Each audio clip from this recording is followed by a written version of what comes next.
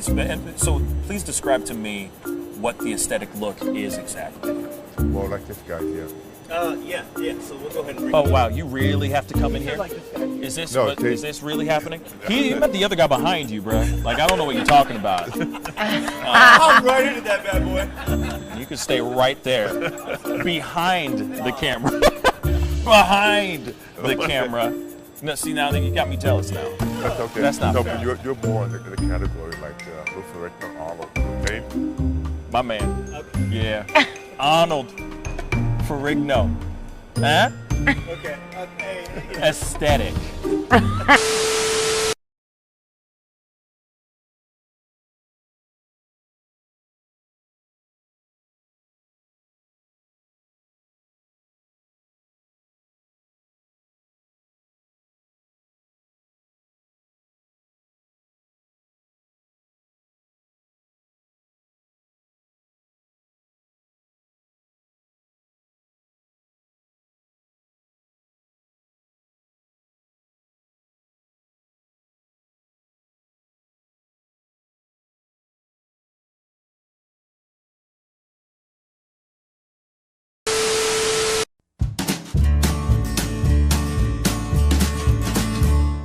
That's great, partner.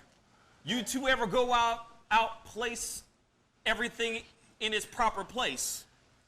That does not make sense, but we usually do go. We head to Kroger's, and we work. Oh, yeah. I've got a lady waiting for me back home also. She has the most beautiful scrotum.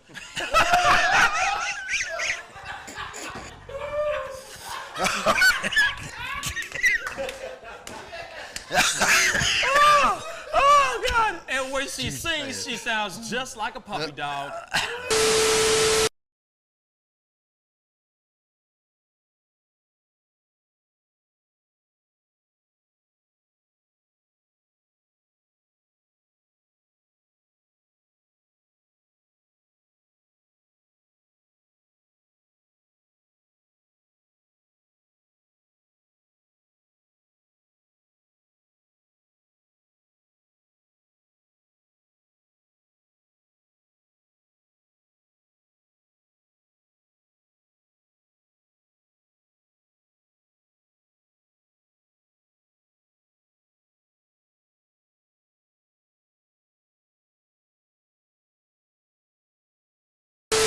How do you nail a photo?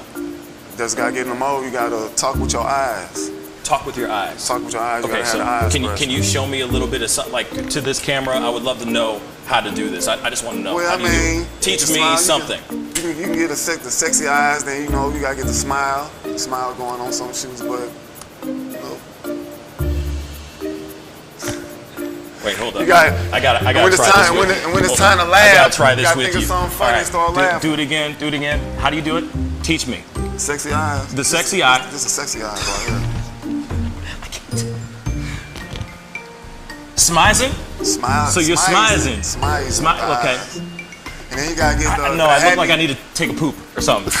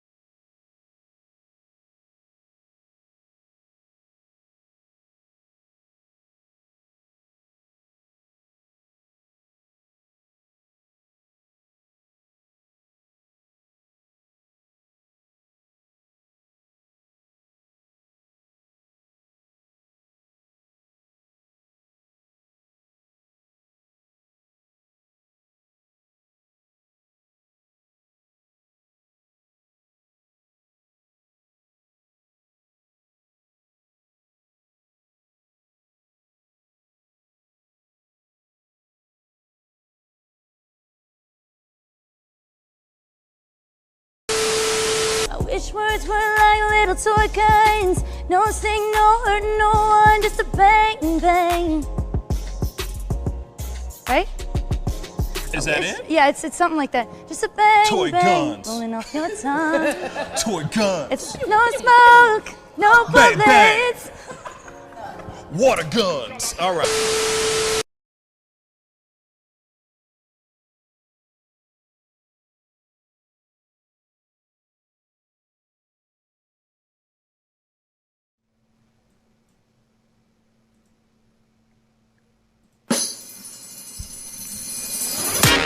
Pascal, you are now rocking with that dude Pascal.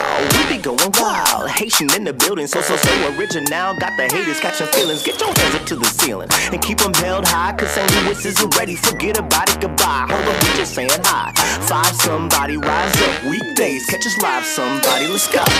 Good morning, everybody, and welcome to the Pascal Show. Good morning, everybody. Good morning, good morning. I hope you guys are all doing well out there, enjoying your time, you know what I'm saying? Enjoying your Monday. It is the top of the week, y'all. It is the top of the week. Holy cow. I feel like this weekend went way too fast, and that's just my personal opinion. I wish I could get Saturday and Friday evening and Saturday back. You know what I'm saying? I am tired. I don't know about y'all, but it's been a long. Last week was a very long week, and it's going to be a very eventful week this week as well. So there's a lot to talk about, y'all. There's definitely a whole lot to talk about. I'm still in the middle of doing a whole bunch of stuff, getting this show up and running. But had a little bit of a late start this morning. But I'm happy, very, very happy to be here. There's a lot of things that we got to talk about today. There's two things that are going on. Like, we think, Trump has been, let's just say, voted out of office. Let's just say that. And lo and behold, he ain't going nowhere. He'll be back. He'll be back. And he's going to be talking about that apparently on Sunday. There's a lot of things that we're going to be talking about as far as his taxes going public, to him speaking on Sunday, whether or not he's going to be running for president in 2024, if he's going to be coming back. There's a lot of things that we need to chop up. Of course, we got Chris D'Elia, comedian Chris D'Elia finally came out to speak about the allegations that he was involved in. And then Gina, Carano, and Ben Shapiro had an interview that aired this past weekend, and that was a very interesting piece as well. But before we jump into all that, I got my brother David in the house. What's up? What's a guan, brother? Hey man, everything's good. Had a busy weekend myself. The guy that moved out of here a bit ago, I was helping him finish up the room in there. It's all primed now and ready to paint, so I'm hoping he'll be done by next week and I can move my computer back there. But yeah, it should be soon, so that's nice. Good. That's exciting. Yeah.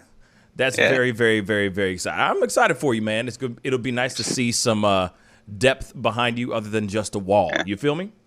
Yeah, it'll save me some money. I can finally get rid of my storage stuff where I have tons of books and everything. Oh, that's good. So, yeah. Or put those books so you're going to be putting the books in that room. So it'll be like your own personal den/library. Yeah. It's going to be like a study room because it's in the back of the place too, so it's extra quiet. There's nothing back there except trees and my fence. Right on. So it's a good place to do reading and stuff like that. That's cool. That's very, very cool. And, many apologies to everybody out there that might be hearing some puppies screaming in the background. Sorry, they've been put away. They've been put in their little playpen area, and they don't like it. They don't like being locked up. You know what I'm saying? So they're tripping right now. If you don't hear it, hold on. Now they stop. Of course they stop right when I start talking, or when I stop talking. But as soon as I start talking, that's when they want to start mucking things up. You know what I mean? These damn puppies. You got to put a movie or something on for them. Show them the Muppets. It's apparently offensive now, according to Disney. Disney Plus just marked the Muppet Show as offensive on. What? Yeah, I don't know why. I didn't read into it, but It's the Muppets. It's not really that offensive, so I'm sure it's something weird. That makes no sense. I got the screen clip that they put before. It says, "This program includes depictions and/or mistreatment of people or cultures. These stereotypes are wrong then and are wrong now. Rather than remove the content, we want to acknowledge it's harmful." So Muppets is harmful. I don't even know what content they're referring to be honest. I've watched a little bit of it. It just seemed That makes no make believe to me. But that makes no sense. Like, Yeah. it's the Muppets. They're puppets, for crying out loud. They're like various animals and stuff. You know what I mean? Like they're nothing. Like they're not. They don't depict any stereotypes of any type of races or anything of that sort. You know what I mean? It seems like Disney's trying to find. You hear that? I hear them now. They're angry. They don't like the Muppets right now. They got a big problem with the Muppets. But go ahead. I'm Because sorry. apparently, like, they consider things like parts of Dumbo, or like the Dumbo thing with the minstrel shows is one of the things they've done before. But I don't really know why. Yeah, like you said, I don't know why Muppets counts. I don't know what they're considering racist in it particularly. I guess Muslims were dressed in Arab garb at one point or stuff like that, but they're just cartoon characters. That's like, right. What's his name? The bunny. Bugs Bunny? Roger Rabbit. Roger Rabbit. Yeah. Yeah, we're both of them where, just always dress up as everything. Right. And, like, it's just expected because they're cartoon characters. Right. This makes me wonder what these dogs are tripping about right now. Right. Because I'm not near them right now, but they're like right around the corner. But anyway, That's what they want. Yeah, man. I mean, they want chaos. This is cool, but it doesn't really have a story. We have our first helicopter flying on Mars right now. So we haven't done much with it. The Mars lander that landed 2 days ago, I think, maybe 3 days ago now. Really? Yeah, it's got a little helicopter, 3-blade little thing. It's the first time we've had a helicopter fly on Mars. It's just pretty cool because there's not much atmosphere there. That's what's up. That is very that's interesting. You know what I'm saying? It's not something you hear about every single day, so that's kind of cool news. But yeah, let's jump into some news, shall we? Actually, hold on real quick. I'm gonna throw it over to you, T. So the thing is because I'm gonna go check on these dogs really quick. So I understand that there is they have made a decision about Trump's taxes going public. Tell us this story real quick, David. I'll be right back. All right. So basically, you probably remember this, but Trump has been trying to keep his tax returns private for a very long time now, and a lot of liberals, or people in general, but mostly liberals, have been trying to get those tax returns. There's a bit of a if you remember when MSNBC, one of their people, had like a single page of his tax returns, they made a big deal about it, even though that one was nothing. But now that he's out, it seems to be a lot easier. The Supreme Court has ultimately decided that the federal Supreme Court, to be clear, has decided that the New York prosecutor it has every right to have access to President Donald Trump's tax returns. And Trump himself and his lawyers are still fighting against this here. But it looks like, I mean, the Supreme Court is the last kind of appealing area, so he's pretty much lost at this point. And he's consistently argued that the district attorney's subpoena to get his tax returns was overbroad and done in bad faith. However, it was decided on a 7-2 last July. It was decided on 7-2 to reject Trump's claims of immunity. So the federal appeals court said there is nothing to suggest that these are anything but run-of-the-mill documents typically relevant to grand jury investigations into the possible financial or corporate misconduct.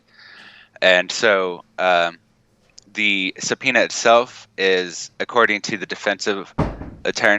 Trump's defensive team, are too sprawling and expansive to be fair.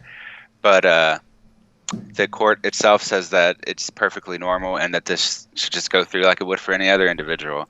And so they plan to receive all of his tax documents from January 2011 to August 2019, which obviously just closes out of a little bit of his presidency, but that's because all those taxes aren't filed yet. And process through, because it does take a lot of time for larger returns like his. That part is true. It does take longer. They're not really under subpoena, or they're not really under investigation as far as anyone can tell, though.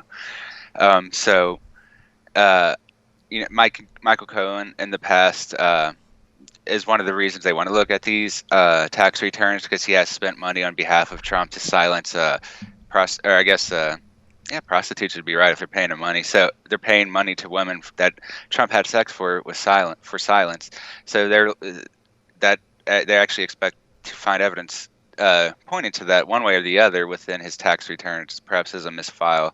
But with the overwhelming support of the Supreme Court, the federal Supreme Court, he has no further defense at this point. So the New York prosecutor will be getting his taxes to use in whatever case he wants. And that might allow them to extend it to the civil suits, which he has multiple in New York, because those tax returns would affect at least a few of them, because some of those are for fraud of him not paying and such. Mm-hmm. So this might go beyond just the kind of criminal prosecution that the prosecutor wants to go through. But either way, it's we don't know. We still don't know what's on the tax returns yet, so they could technically be useless. But there's a very good chance that they're going to find something to hold against him within these cases, and we should hear about it during the trial, because it will be an open trial, and there will be people there reporting on the evidence. So we should be able to see it ourselves once it starts coming out. I mean, as they should. You know what I'm saying? Like, it's about bloody time that they get this kind of information out, and so that people already know what's going on with his taxes and whatnot, and expose his ass. I just, to me, it's mind blowing that there are. What's crazy to me is that that he's gotten away with so much stuff. I mean, still to this day, he's gotten away with so much. And don't get me wrong. I mean, that's why we've been saying Teflon Don.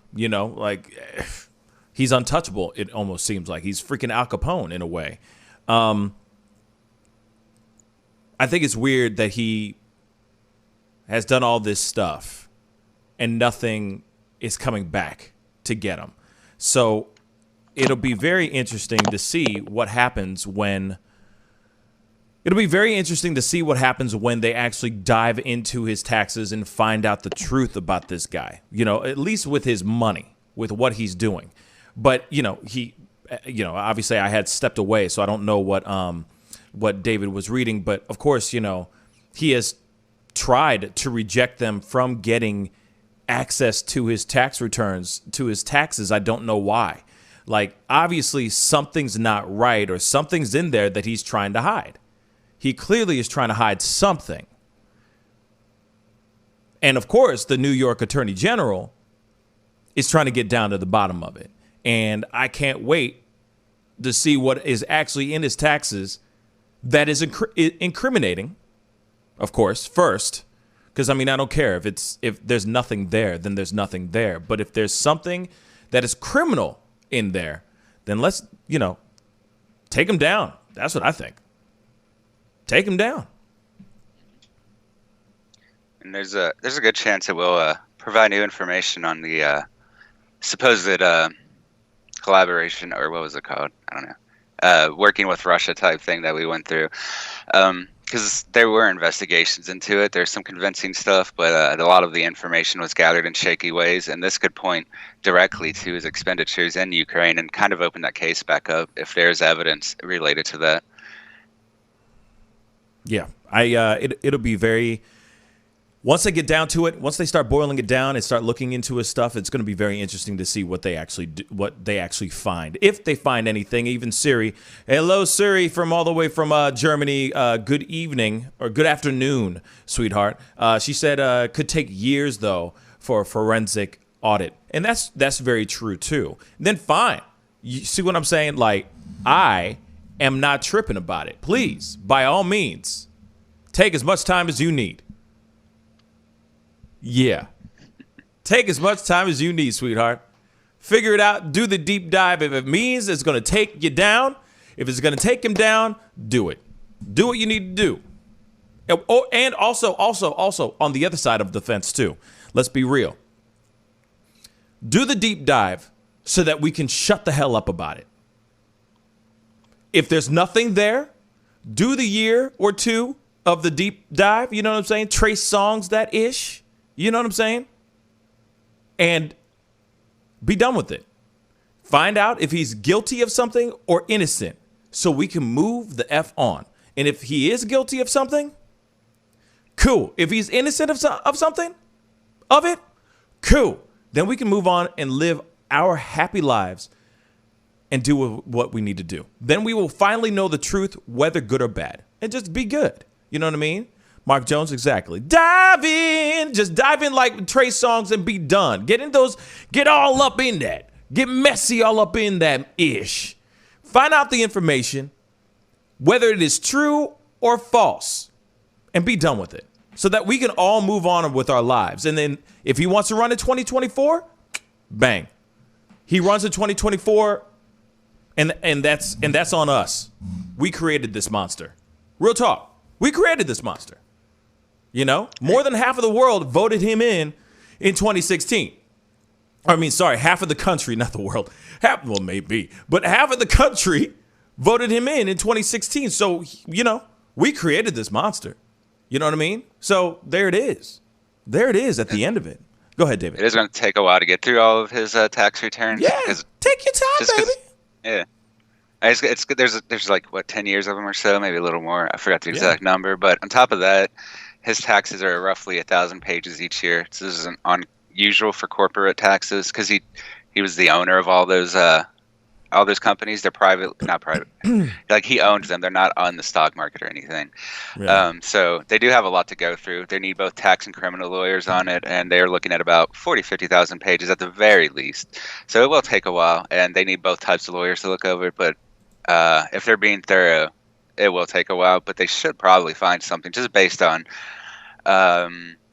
what he's done before and how much he's paid for some of the taxes. I mean, some of it's been misleading in the past, like people saying that he didn't pay any taxes one year. Like that part is a little misleading because he paid extra the year before, so he wouldn't have to. But there are a lot of things in there that are very questionable, especially when it comes to paying people and not paying taxes in relation to that. It looks like one of the big fraud things. They might be able to hit him on hard. I'm just waiting for the time when he actually I'm just waiting for us to be proven right or wrong. You know what I mean? That's it. Yeah. You know, that's where I'm at. I'm ready for it to be like, all right, are we gonna see him in 2024 running or no? You know what I'm saying? What is the decision? What's going on? So we can move on. Or we find a new Republican superstar. You know what I'm saying? The Republican Party finds a new Republican superstar that represents their party, and they get behind him with or her with full force and full gusto, and then we never have to deal with Trump. Ish. And you know, I feel like he's gonna still hold on. I still think that he's gonna be a part of it. I still do think that, okay, say the Republican Party goes, nah, we're good with you, bro. You know, say he's found innocent of all these other things. He might be going into, you know, he might be indicted with criminal charges due to the things that happened on the 6th because of such and such. But at the same time, there's always these conversations about a third party or another party being made. And so if that's the case, we might not have him in the Republican Party. He might be with something else. But what are you going to say, David? I'm going to jump on to this next subject, but it's still Trump. But what were you going to say? Right. There's also the possibility. This is just me guessing because I haven't seen his taxes, obviously. But they could find campaign finance fraud within there. There's a lot of evidence, in particular, that this has happened, and I think they will be able to find evidence that it happened just based on how the money was transferred and where it showed up. It seems very suspicious. So that is one place they could hit him that would keep him from being able to potentially get normal financing in the future, especially if he tries to go through the Republican Party. I'm not sure how it would what would happen if he creates his own party to run after that. Mm-hmm. But, you know, if he's already he'd be able to run his campaign from there, so do whatever he wants with the money, I guess. There are still a lot of rules and oversight from the think it's in the House, it might be in the Senate, but there is a committee to overlook campaign financing and make sure that it's legitimate. A lot of the times stuff slips through, but in the case of Trump, with how much he's done, it's very likely they will pounce on something like that. Yeah, we're gonna have to see what happens here with Trump, and obviously, you know, we got more stories to tell in regards to Trump here. So let me jump into this because this is another piece. So it looks like we're gonna be doing a watch party. It looks like we're gonna be doing another watch party on Sunday. You know, I keep thinking that I'm done, and they keep dragging me back in because allegedly, it looks like Trump will be speaking at the CPAC in first public appearance since leaving the White House, while Pence declines invitation. Ooh, I didn't know that part. That's something new. So former President Donald Trump will speak at the Conservative Political Action Conference in Orlando, Florida next Sunday, according to a source familiar with the matter, while former Vice President Mike Pence declined an invitation to speak at the conference, two sources told CNN. One source said organizers still hope to change Pence's mind about attending, while another source said Pence is planning to stay under the radar for the next 6 months. I don't blame him. I don't blame him. Politico first reported that Pence declined the invitation. The divergence between the two former leaders, which comes as the GOP is grappling with its future in the wake of the Trump presidency, follows tensions between Trump and Pence surrounding the January 6th riot at the U.S. Capitol and Pence's role certifying the results of the election of President Joe Biden. We accept Joe Biden as the duly elected president of the United States. Former Pence chief of staff Mark Short told CNN Pamela Brown on Newsroom Saturday evening, despite Pence playing a role in perpetuating baseless election fraud theories, that Trump repeatedly pushed ahead of the attack on the Capitol. So what's very interesting is that, from my understanding, they say that he's going to be coming on to during this conservative political action conference in Orlando, Florida. Apparently, this is the day that he's supposed to address the rumors whether he's going to be running in 2024 or not.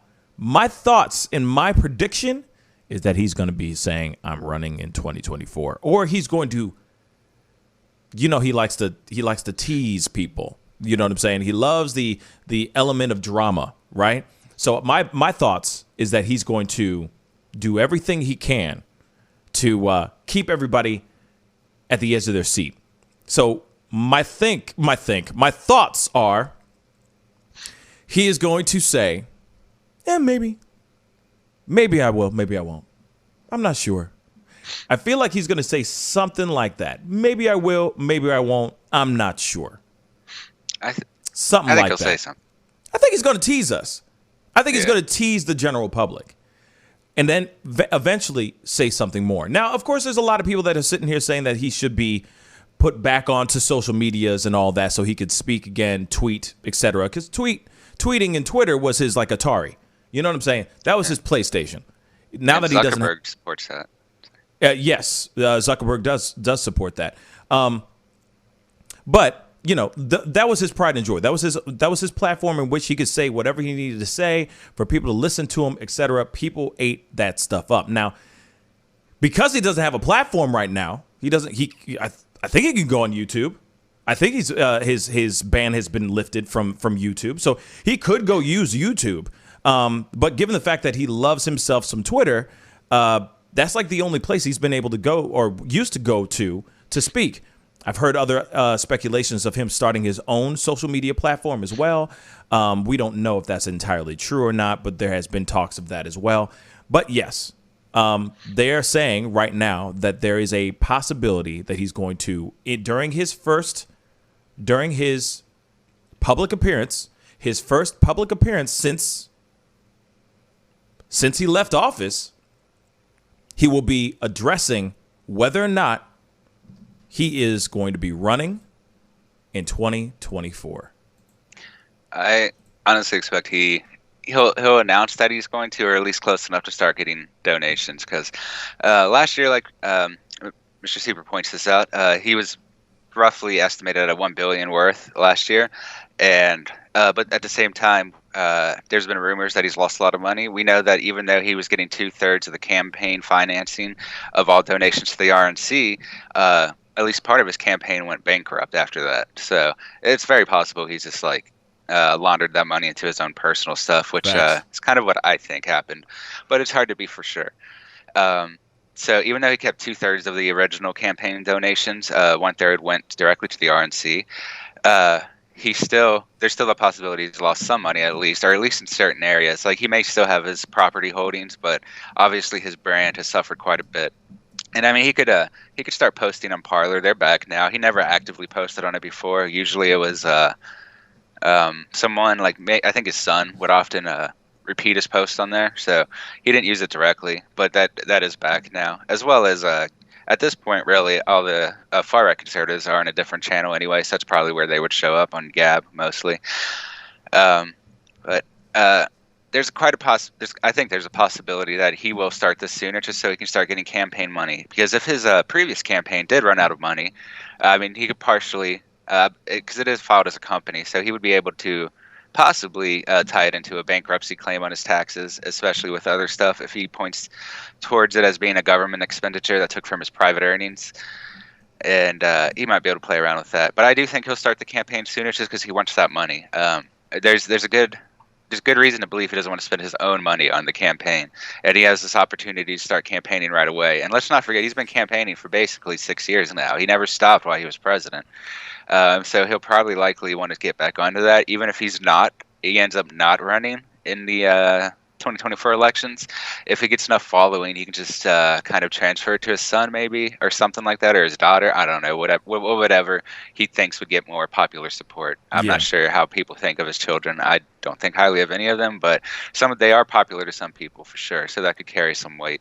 Right, and the funny thing is Sugar Bee Sweeter just said something that I think is very true as well. Either Trump or one of his kids will probably run, and I do agree with that. One of them will probably run if it's not Trump. Maybe if it's not Donald, it might be Donald Jr. It could be Ivanka, because I know Ivanka has been really trying to get in that seat, like trying to get into more of that political spotlight in that way. And the same thing with Donald Jr. Same thing with Don Jr. They're definitely doing their own things. So you never know. This may not be the last time we hear of Trump, or the last name Trump. This might be something that we hear for a very long time, given the fact that, I mean, shoot, you had Bush, then Bush Sr., then Bush Jr. You know what I'm saying? So there are possibilities of this kind of thing. There are possibilities of this happening in the very near future. So just because Donald Trump is out, if he is going to be out, which I really, really doubt it, he's going, no, it's me first, then the kids. Let me make this legacy first, and then they can try to beat me, if that makes any sense. You know what I mean? They can live up to my standards in a way. But if that is the case, where he's like, well, it's not going to be me because I can't do it. I can't do it anymore. You know what I'm saying? Because I got caught. They caught me. They caught me with taxes, or I got charged with criminally for what happened on the 6th. So they got me. But hey, Ivanka, love of my life. I mean, daughter that I love. Here you go. Go ahead. Go out. Go. Just do it. You'll be amazing. You'll be tremendous. You know what I mean? You'll just big, huge deals. So then he'll just be, come on out, Ivanka. And then people will sit there and go and vote for Ivanka just because of the legacy that she is taking, that he basically has grandfathered, that she's basically grandfathered into. You see what I'm saying? For lack of a better term. You know what I'm saying? Like, she's just getting it through nepotism. And she's just going to get that group of people that are all like MAGA all day long. Trump, maybe not Pence anymore, Obviously, it won't be Pence anymore, but Trump, such and such, they're going to eat that stuff up with the quickness. So, yeah, I could definitely see what Sweetwater, Sugar Bee Sweeter is saying there. I could see a definite chance there. But, yes, I do think, because there's no such thing as him, he'll never back down. And he says that all the time. You know what I'm saying? What's that song? Isn't that a song by somebody? I won't back down, something like that. Isn't that a like country song or a rock song? Whatever. Anyway, Tom Petty. Bang, bang. But you see what I'm saying? So you know for a fact he ain't going to stop. You know what I mean? Unless he is stopped. And if he is stopped, he's just going to be like throwing like the baton to his daughter, and he's going to go, keep running, go for the finish line. That's what's going to happen. If it's not going to be me, it's going to be my daughter or my son.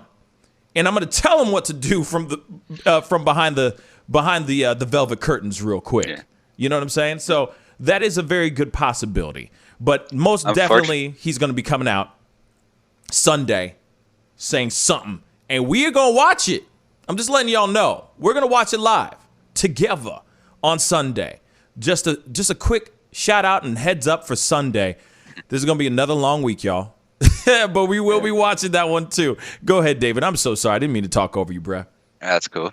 The problem is I think he will succeed in having some of his children put into place, because nepotism within the presidential elections has unfortunately been commonplace since the election of JFK. Yep. He tried to put his family in. He succeeded in a lot of cases. Then we had the Bushes do the same thing. Then the Clintons didn't quite succeed as much as the others, but they did try.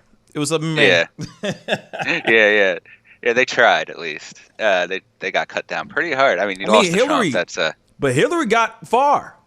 I mean, I hate to say it like this, but given being a woman and all that stuff, she got pretty damn far.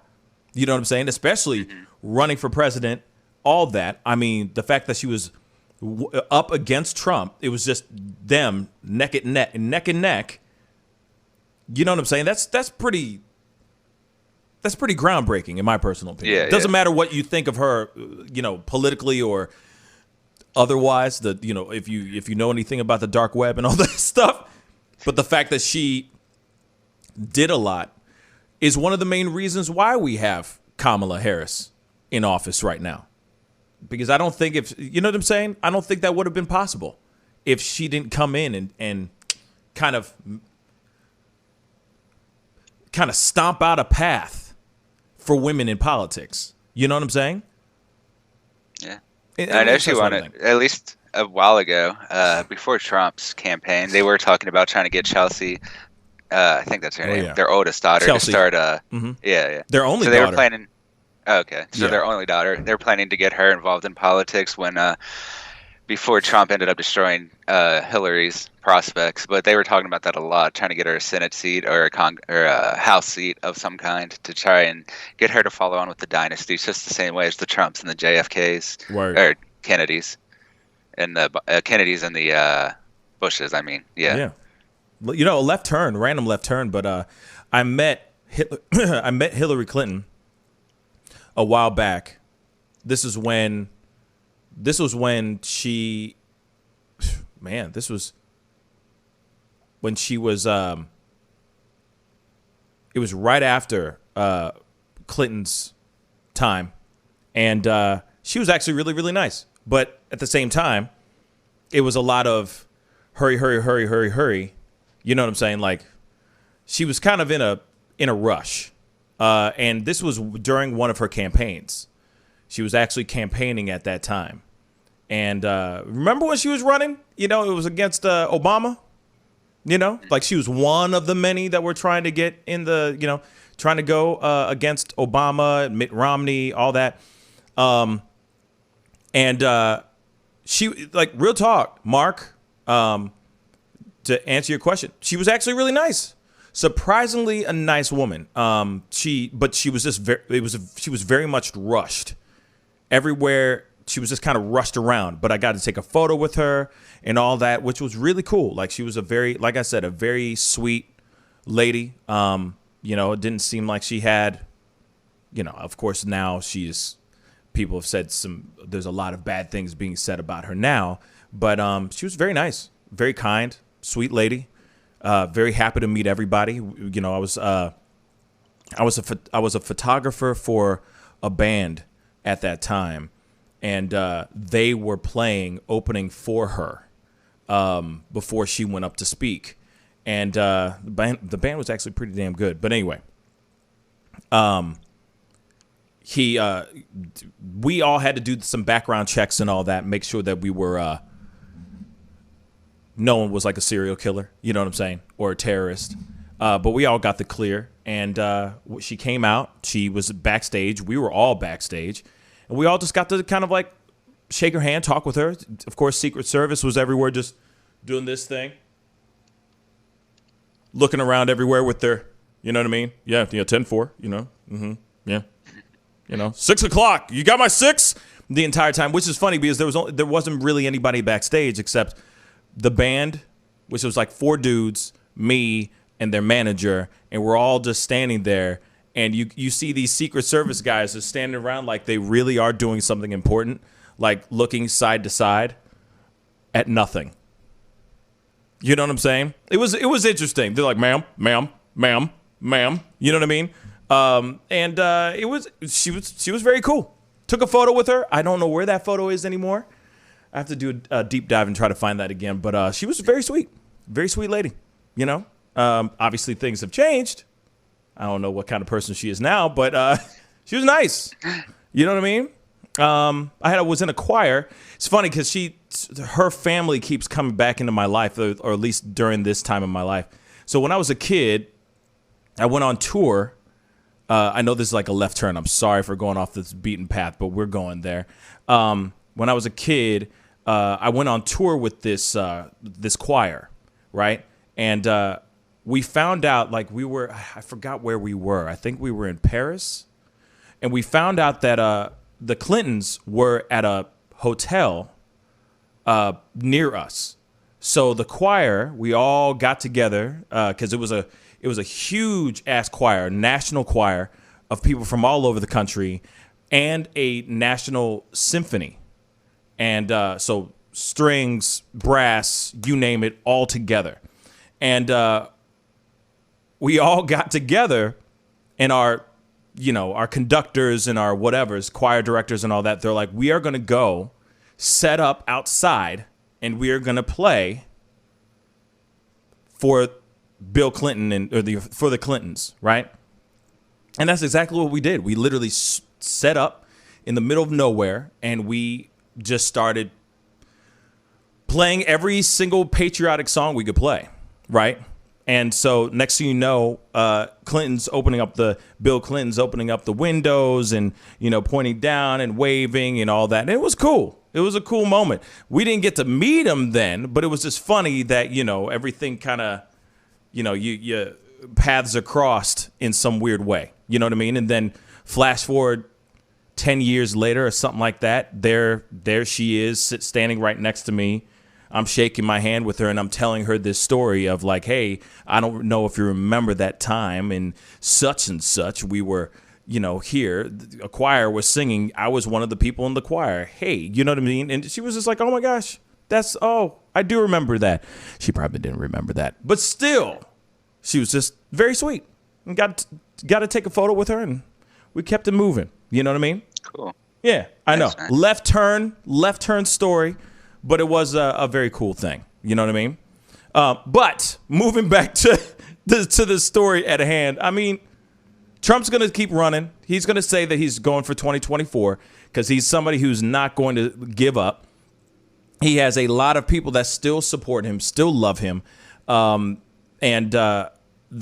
said something along the lines of, or I heard or read this article over this weekend where they said 50% of voters for Trump or supporters of Trump said that they were willing to leave the GOP if Trump starts a third party, if Trump starts his own party, that they were literally willing to leave their own party, the Republican Party, to be a part of Trump's new party that he would erect. That's the other question that they're bringing up. Will he announce if he's representing for the Republican Party or if he's going to be representing his own party which is I forgot what it was called, the Patriot Party. Yep. Yeah. The Patriot Party, which is another possibility as well. So there you have it. If he does go for a third party, we'll see what happens. It'll be very interesting.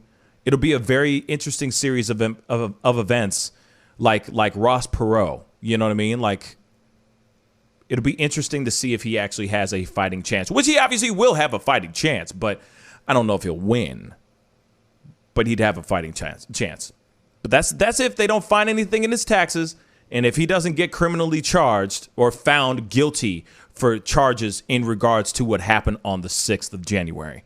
So we're just going to have to sit back, relax, get our popcorn and sip our tea and wait till Sunday when he makes that announcement, when he makes that epic announcement on whether he's running or not. He's going to run. But what party will he be representing? That is the question. I want to see him charged. Maybe not for taxes. I mean, it wouldn't be poetic justice if he was found guilty or he was indicted on tax evasion or fraud or something of that sort, right?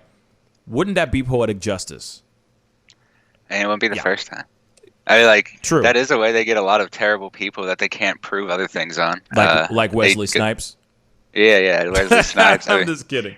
He's not a terrible person. He just got caught with tax evasion. But anyway. He seems cool. But yeah, so I'm sure, well, maybe not everyone in chat remembers Al Capone. He was huge murderer, ran one of the biggest mobs.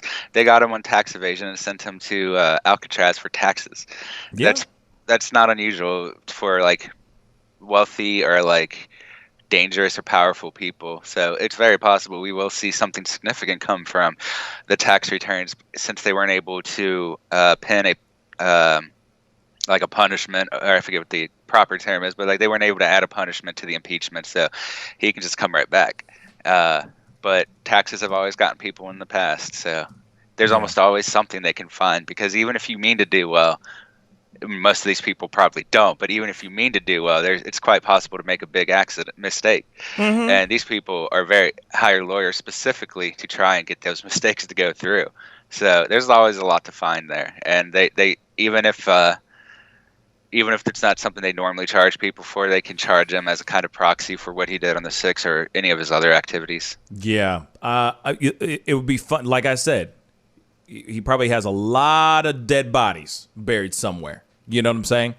And suddenly they get him on something minute, something on. But that's what they're basically trying to do. They're trying to take him down. They're trying to find anything by any means necessary to get rid of this guy. A lot of them are scared about him coming back in 2024. They don't want a repeat of what happened for the last 4 years. They don't want that to happen anymore, except I'm sure a lot of political pundits and radio news, mainstream media is going, please come back, because we had great content to talk about when he was in office. Please, it gives us better ratings.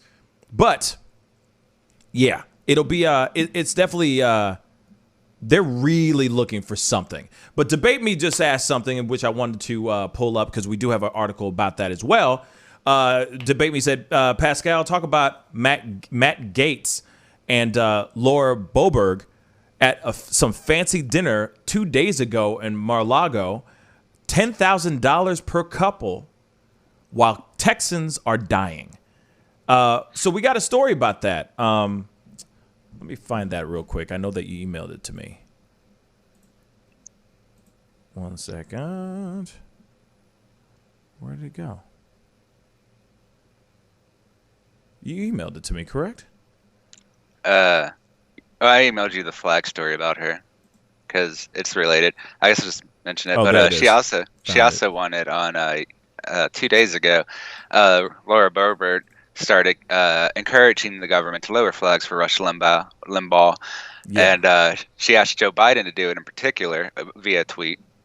And obviously it didn't happen because one of the Democrats responded to her. His name is Ruben Gallego of Arizona. He says, "You didn't call on President Trump to ask him to lower the flag for the officer killed during the January 6th insurrection, but you do it for a divisive figure." And she's been getting a lot of heat from the other side, or the left, and some moderate right too, because she did ignore the police officer getting killed in the Capitol. Basically, she was one of those people that just never acknowledged it. True. And so she's getting heat from conservatives as well, because she's not caring about blue lives. She just seems to be concerned about I don't know about neoconservative, like farther right conservatives, I would say. Yeah. Yeah. You know what doesn't make any sense to me is this. You had somebody like McCain, right, who served his country, who died. Trump didn't want to go half-mast on the flags at all for John McCain. He served this country, for crying out loud. Rush Limbaugh did not serve his country. He just spoke on a microphone. He didn't do anything patriotic. He didn't go and, he wasn't a war prisoner. He didn't go and sacrifice his life for the betterment of this country. He didn't do anything of that sort. He went onto a microphone and spoke crazy racist stuff, and millions of people listened to that. Why would we want anyone to fly a flag half-mast for someone who did not do anything for this country except spread hate and ridiculousness? That's just my personal opinion. So Boebert needs to go sit down somewhere. In my personal opinion, homegirl needs to go sit down somewhere and shut the hell up. She is stirring way too many pots, but at the same time, maybe that's what she wants to do. Maybe that's what she wants, because as radicalized as the Republican Party has gotten, shoot, it's getting ridiculous. John McCain served this country and then some. Served this country. Rush Limbaugh was popping pills and screaming crazy rhetoric into a gold-plated freaking microphone that looked just like this. By the way, if you want to get me a gold microphone that looks like that, just let me know. I'll take that all day. But I will never, ever ask for the president, to go half-mast on the flag in my honor if I hadn't done something for this country. Just saying. If I didn't serve this country, if I'm not an elected official, if I didn't go out into war and fight for this country, there's no reason for that. There's no reason. I feel like that is just an act for her. That's just something so that she looks like she's, proud to be a Republican. That's what I think. Has nothing to do with, no. It's as Ben Shapiro would say, optics. It's just optics. It's just for a look. Like, what's her name? Marjorie Taylor Greene. All that stuff was just for look. Let's be real. It just looked good for her Republican Party. That's it. They need to shut the hell up. Now, the thing about Matt Gaetz and Lauren Boebert, can't even say her freaking last name, is it makes me think of Humphrey Bogart. I don't know why. Yeah. But anyway, Boebert are sitting down having $10,000 meals with Trump in Mar-a-Lago. That is new information for me too, because I didn't know that at all. But maybe not with Trump, but they're in Mar-a-Lago, so of course it's got to be something with Trump. But it is ridiculous that it's $10,000 per couple, and people are dying in Texas while these politicians are getting fat off of their $10,000 meals or $5,000 a plate meal. And that's ridiculous. I got a story, go ahead, David. I'm going to pull up this story because we need to see this one too. It's frustrating. Go ahead, brother. I was just gonna say while they're doing that, AOC has earned around I think $5 million now, maybe a little more for Texas. She's actually there, or at least she was there physically helping people out too, handing out stuff. And Beto O'Rourke, who I think he lost his Texas or whatever, but he's still been out there helping people. He's been kind of being a leader while Ted Cruz is gone, at least as much as he can without being an actually elected leader. Oh wait, who is this again? Who is this? Who's doing that? Being a leader? Beto O'Rourke. Beto I mean, O'Rourke, he got elected to. He was in the House. He's not. I think right now he's not in anything, if I remember right. After he failed his election bid, I don't think he's got a new office yet, but he's still there helping people out. He was a representative in the past. He's not right now, but he's still there, helping them out. And I don't know if he's been generating donations, but he's been there at not charity, but handout places and like food lines and things like that. Yeah. So he's been involved, and he's not even a representative anymore there. But that's funny how people who are not even a part of anything, or that are elected officials or whatever, that aren't elected into office and stuff, are doing more than the people who are actually elected into office. You got Ted Cruz that just took off and all that. Remember that happened last week too. Isn't that crazy? That happened last week.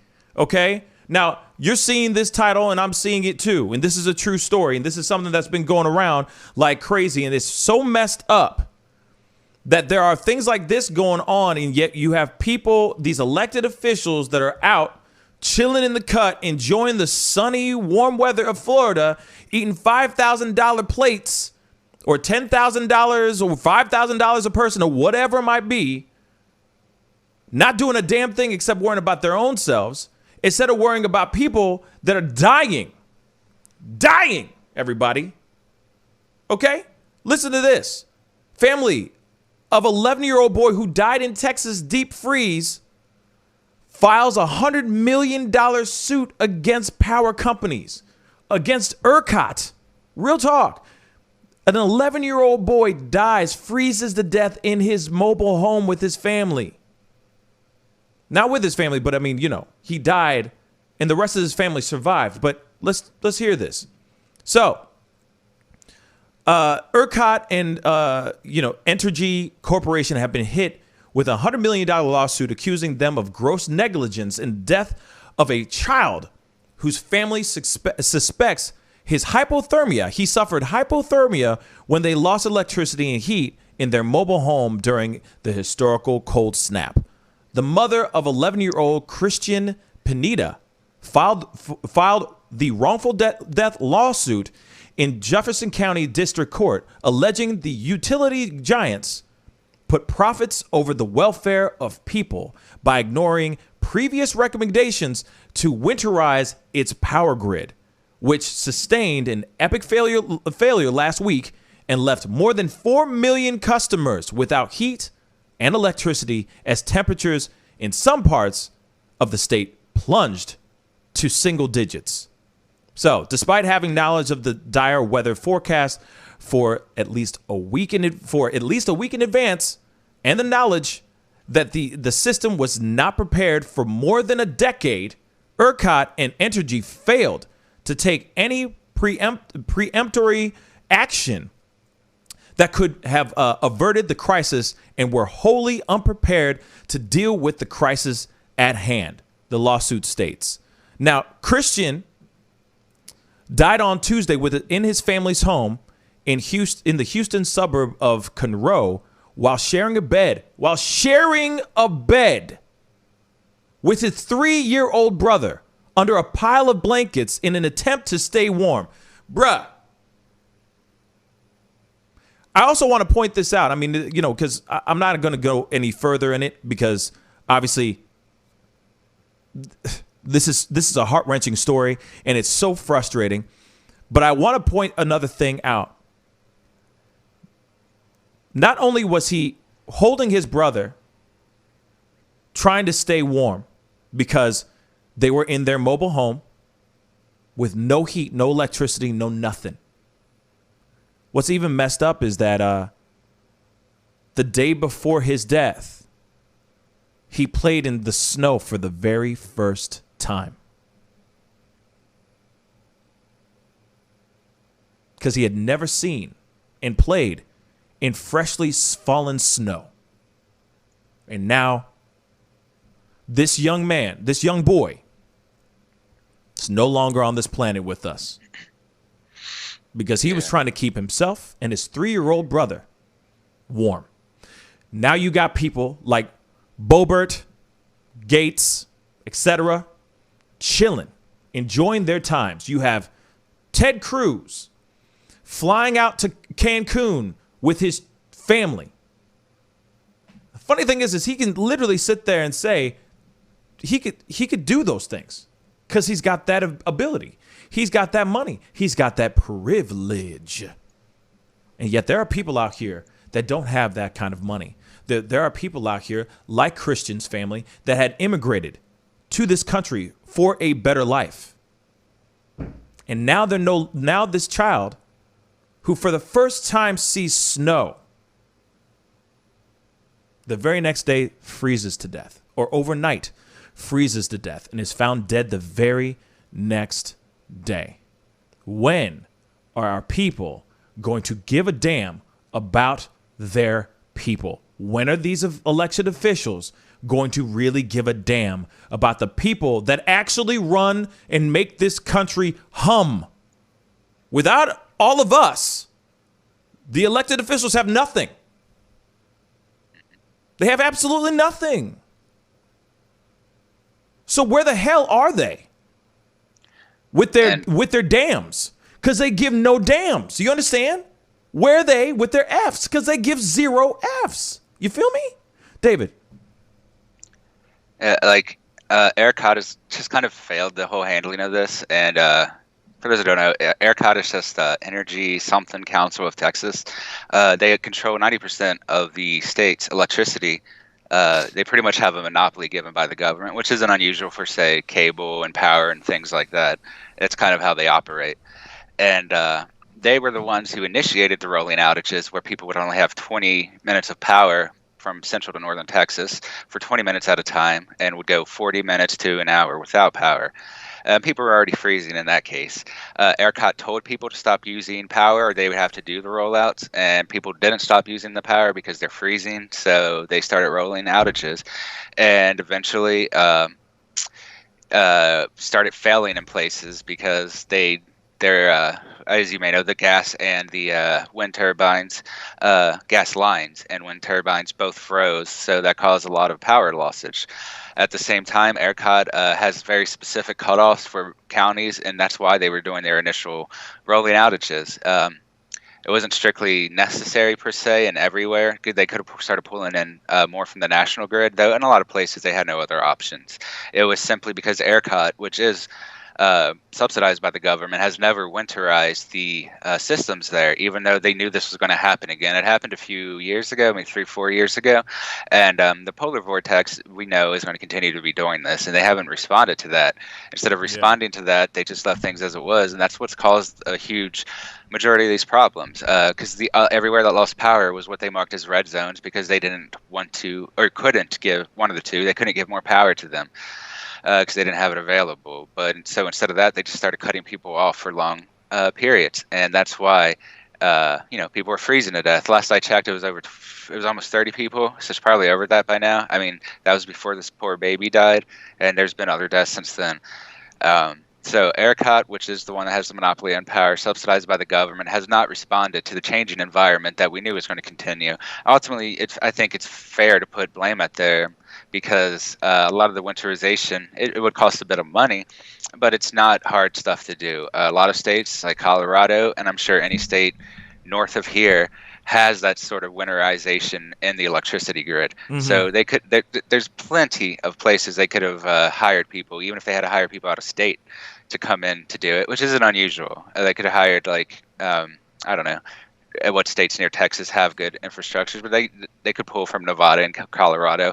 Nevada and Colorado often help a lot of southwestern and southern states with problems like this because we may have shortages of water, but there's an abundance of power because the sun's almost always out and the wind is almost always blowing. But they didn't have that system set up in place, so people died, and it's mostly ERCOT's fault. Sure, they couldn't respond to it in the moment once the freezing started, but they knew it was going to happen again. It's happened before, and it's going to keep happening. They've just chosen so far not to do it, and the local government, who is partially in control of their activities, hasn't done anything to make them do so. So 90% of the state who gets their power from ERCOT is pretty much screwed from the beginning. The only places that still had power, other than southern Texas where it was warm, were the places that were part of the national grid and bringing in power from outside. It's very easy and reasonable to place a lot of the blame at ERCOT and the government that funds it, or not necessarily funds it, but directs it to a degree. And subsidizes. So yes, they do. Yeah, it's what is weird is that, like, why wouldn't they take these opportunities, let's just say, to just be overly cautious? I understand about cutting money, you know what I'm saying, or cutting prices and, trying to keep a budget at a certain, to a certain level. And I get, let's put in the idea that maybe majority of the people, let's just say maybe the majority of the people that are, out here talking about climate change are some of these people that are here too. That they're these Texans or the people that are in Texas that are running, this power grid and all that. Of course, they wanted to kind of make Texas independent of itself, from the country as well, almost like Texas is its own country in a way. I just don't understand why not be prepared for a rainy day. Why not have things, even though, I'd rather be overly cautious than have a moment like this. But there are a lot of people out here that are climate change deniers, think that this is nothing's happening, that these things are not real. This is not a true story. Yet this is a true story. This is actually going on. Climate change is real. This happened, and they say, oh, the last one happened like over 120 years ago. Sure, but we are starting to see more and more. As we saw in 2020, we started to see like almost every other week we saw a new hurricane of some sort, back to back to back. There was one moment I think there was like 3 hurricanes happening at the same damn time.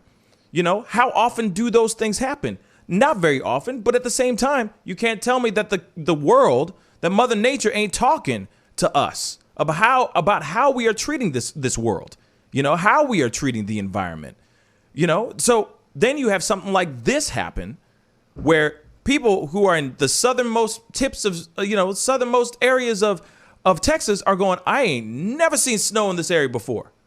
Not never. And it's cold as hell. Not prepared. Shoot, there are places in Mexico that have been hit with the snow as well. They have never seen snow like this before. Never seen snow. That is real. Why not be prepared? Why not be ready just for that rainy day? It is better to have that raincoat just in case if it rains, even if it never rains in Southern California. You never know if it's going to rain. You never know. Might as well have the raincoat just in case. That's just my personal opinion. Now they've made that mistake. Now that they've learned from this mistake, but it's at the cost of many people's lives. This poor 11-year-old boy's life. And now they're getting sued for $100 million for negligence. I just feel like there should have been more preparation instead of going, when is there ever going to be snow down here? Flash forward like 10 years later, we have this situation now. Like I said, rather be prepared than not prepared. Period. But they're not going to do that. You know what I mean? They're not. So that's what, there you have it, y'all. And, and the thing is $100 million is not going to bring this child back.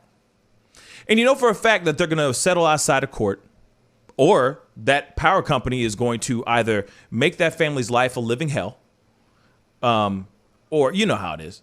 Like worst case scenarios. Think of all the worst case scenarios. Either they're going to settle outside of court, or they're going to make that family's life a living hell, or they're just going to keep running and go, this family lives in a mobile home.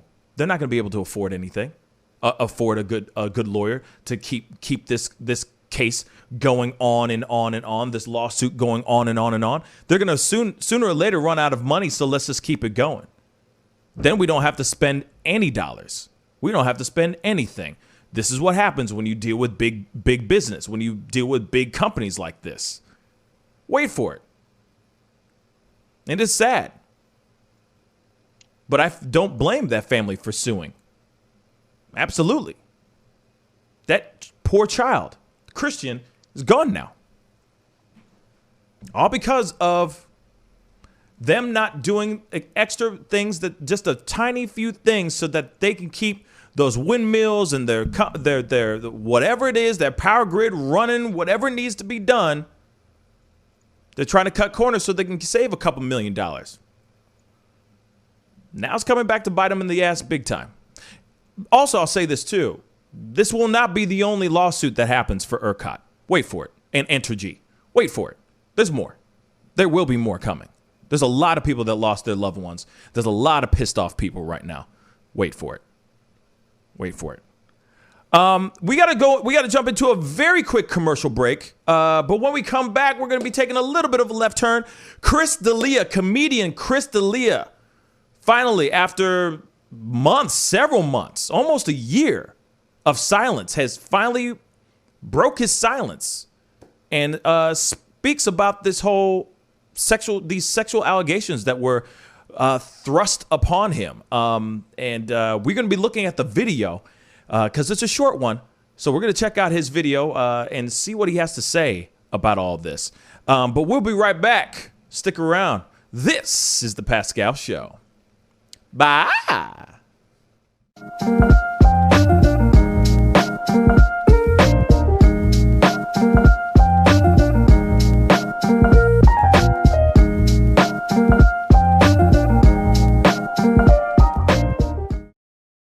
Love, peace, and wellness for the holidays. Don't cancel them. Prepare STL. Decorate. Make it as normal as you can, but slow the spread of COVID. Wear a mask. Wash your hands. Watch your distance. Prepare STL, helping St. Louisans of color prepare and prevail. But you see how he makes these S's in his body right here? That's where he's hanging on, and then he's moving forward with the locomotion of his ribs. That is classic Missouri rat snake right there. So I'm gonna go ahead and grab him before he gets into a hole. Now, these snakes are not biters. They won't bite as long as you don't squeeze them. If you just stop them like this, it'll freeze them, and then you just gently pull them back.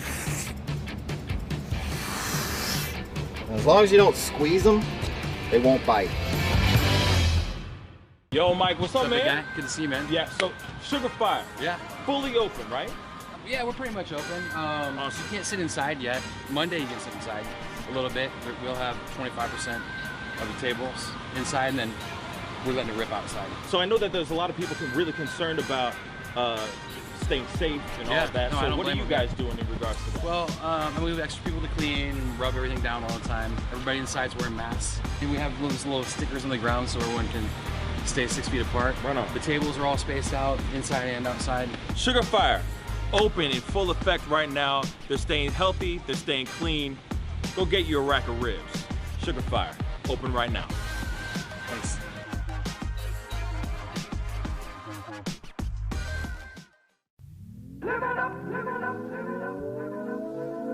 The Fur and Leather Center, providing the highest of fur and leather goods.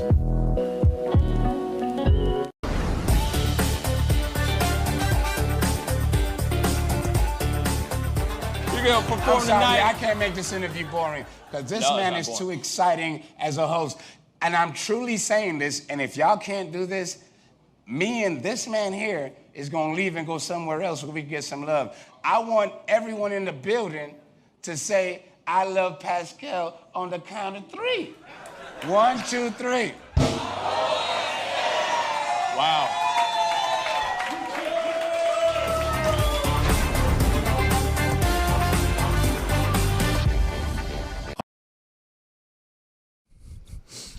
welcome back, guys. Thank you guys so much for sticking around and tuning in, being part of the conversation. If this is your first time checking out this show, please go hit that subscribe button. I do this show Monday through Friday, 9 a.m. Central Standard Time. I also do a Tuesday through Thursday show at 7 p.m. Central Standard Time, which we have a lot of fun. We have conversations and whatnot. This is totally off balance here. Whoa. Uncentered. Anyway, that should be the title of a movie.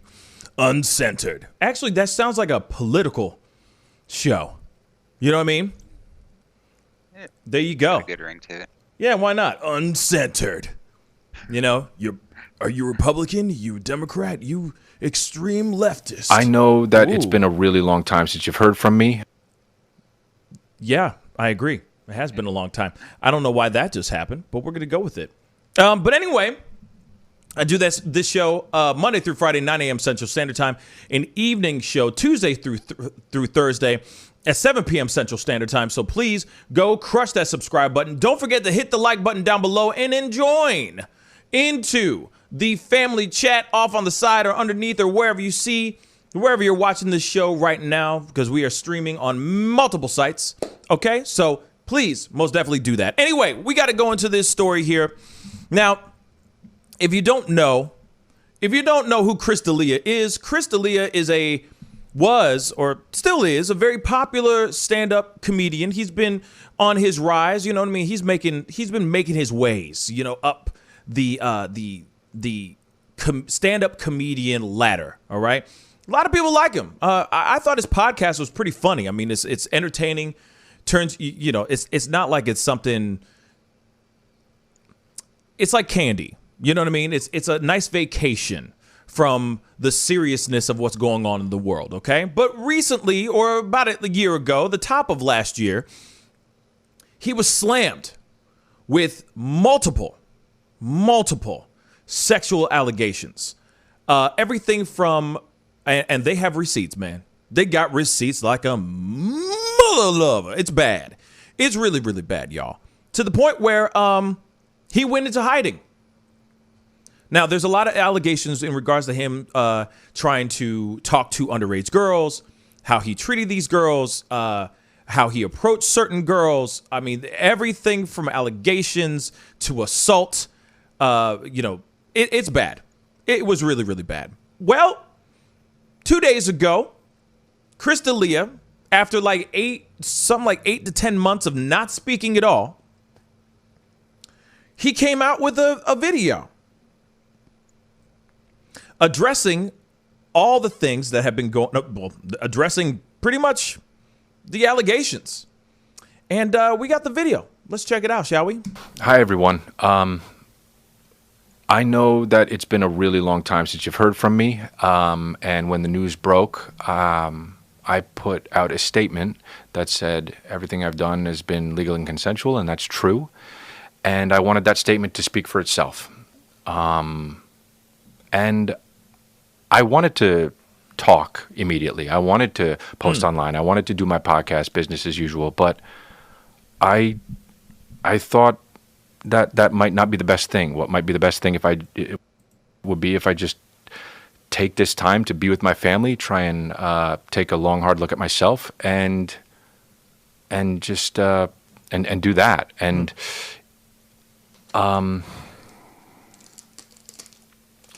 it was a lot. It was hard. I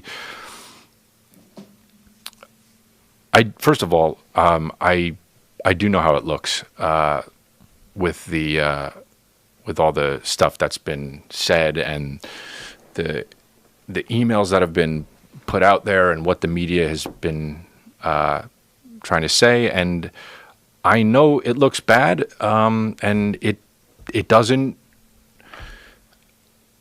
show the full scope of what happened. I stand by the fact that all my relationships have been consensual and legal.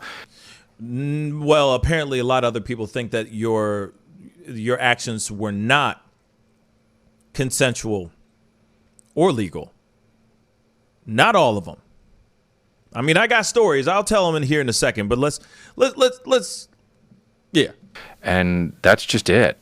That's the truth. through this. Sorry, really, really quick. Something that I just saw.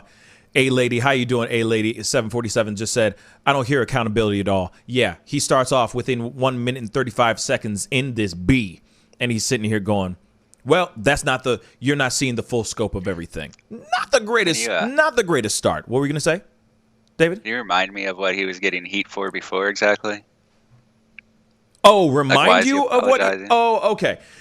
Basically, long story short, there's many women that have come out basically saying that he was hitting on and talking, DMing underage girls. He was trying to talk to them, basically saying send nudes, etc. There have been other allegations and accusations that have come out as well, where he has been hanging out with, say, another said comedian, whipping his penis out, doing X, Y, and Z, trying to, doing really sexually aggressive things towards women that these women were not comfortable with, period. And this is just a tip of the iceberg of what he's done. There have been other stories that I've seen as well where girls felt trapped, felt that he was cornering them in his own home, and kind of like almost getting off on the idea of cornering these women. So on and so forth. Like I said, it's still, like I said, it's still an ongoing story. Women have come out saying, okay, at this time I was X, Y, and Z years old, and he was hitting me up, basically saying, hey, holla at your boy, send nudes, let's get together, let's bang, so on and so on and so on. So there's a lot of allegations that he did. I covered this a long time ago because it was a big story back then, because it was just like, whoa, just all of a sudden out of nowhere, Chris D'Elia, who has, people were thinking that he was going to be like that, the next it guy, is suddenly snuffed because of these DMs and because of these stories that are coming out about him. But let's continue with the story, because he does talk about it here in a second. Kind of time away. I've seeked out a lot of kind of medical advice, therapy, and stuff like that. Legal advice. Let's not forget that. That doesn't matter here nor there. But what I have come to understand is this was always about sex to me. My life was, sex. It controlled my life. It was the focus. It was my focus. All the time. And I had a problem. And I do have a problem. It's not like you months down the line, you just kind of, everything's better. I need to do work on that. I want to point something out as well. Something about this guy. He is very proud to say that he's straight edge. So he doesn't smoke. He doesn't drink. He don't do drugs. Now, every single person I've ever met that doesn't have a certain vice in those worlds, like, some people like to drink to get the edge off. Some people like to smoke a little bit to get the edge off. Some people like to do other things. Just like that Columbia professor, snort a little heroin. I'm totally kidding. Don't do that. But at the same time, everyone has their certain vice or their thing that they do. They might go work out a whole bunch. You know what I'm saying? It's just something that lets them release the tension, release the stress of what's going on in their day or just life in general, right? Everyone has a vice. It may be something small like, I don't know. It may be somebody who just loves drinking Kool-Aid every day. Whatever it might be. Everyone has a vice. Everyone. His happens to be getting off. Literally. It happens to be sex. Exactly. A lady. Overeating. Some people have obsessions with food. Some people have obsessions with pain. You hear about all these S&M dungeons and, such and such. Pineapple. You know what I mean? Like, there are people that are out here that have that certain obsession. And yeah, Yen, there's a lot of people like that love to sleep. They could sleep all day and all night. And that's their thing. That's their drug. You know what I'm saying? So when it comes to him, I'm not surprised that if he's not drinking, he ain't drugging. He's got to be doing something to get the edge off. And guess what it is? It's hunting and gathering bodies. Real talk. Women. Literally smashing. That's his obsession. As he's starting to say right here. And I do believe that sex addiction is a real thing. I know a lot of people are like, please, that's so bullshit, blah, blah, blah. No, I really do think that sexual addiction is a very, very real thing. I know a lot of guys that have that issue big time. And there are also people that don't drink, don't smoke. What to do, don't drink, don't smoke. None of that. Crazy. When I first started doing stand-up and I started getting a little bit of notoriety in my early 30s. Here we go. Having sex got a lot easier is for the lack of better words. I feel like he's flexing right here a little bit. Like, oh, I became such a huge star. It became easy. But I do understand what he's trying to say. Next thing you know, trying to get with a girl became like picking up a ground ball. It's just like, whoop, easy. Throw it to first plate. You know what I mean? Easy. Easy as hell. And I felt lucky. I felt like, oh, wow, I don't need to try hard, work as hard. There you go. I can just do a show and then have sex, or roll into a city and look at my inbox and then just start writing. And I did, man. I wrote. I know you've seen some of the messages online. There's way more than that. I would get at least 50 messages after a show each city a night, and I would reply to all of them. And I thought in my mind that being straight up with these women was the right thing to do. I'd say, hey, come to my hotel room and let's have sex. Let's make out. Let's do this. Let's do that. And that was what I thought was right. I realized through all of this that doing that is just treating sex like it's casual and being flippant with people. And that's not the guy I want to be. It's not okay, and I'm sorry for that. Now, it makes me feel shameful, and it makes me feel bad. I got to say this real quick. He's saying this now because he got caught. That's the only reason why he's saying this now. Hate to say it like that, but he's saying this stuff right now, and he's remorseful now because he got caught. Has nothing to do with anything other than that. If he didn't get caught, he'd still be doing the same cycle. What were you going to say, David?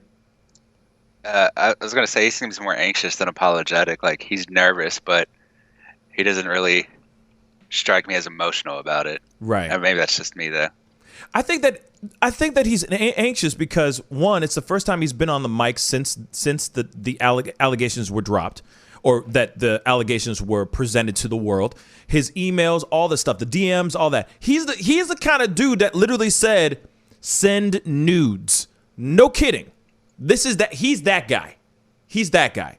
So with this video, I'm sure he is anxious because he is trying to find the right words to say. He's trying to find words to say about this situation that won't come back and bite him in the ass. That's what I think. I think that's why he's nervous and anxious. And yeah, this is the first time he's spoken since 8 to 10 months ago when these allegations came out. So he's probably going, oh, crap. Well, I got to say something, and I got to secure the bags. I got to go back to working, and I need to go on my redemption apology tour, which is basically what he's trying to do right now.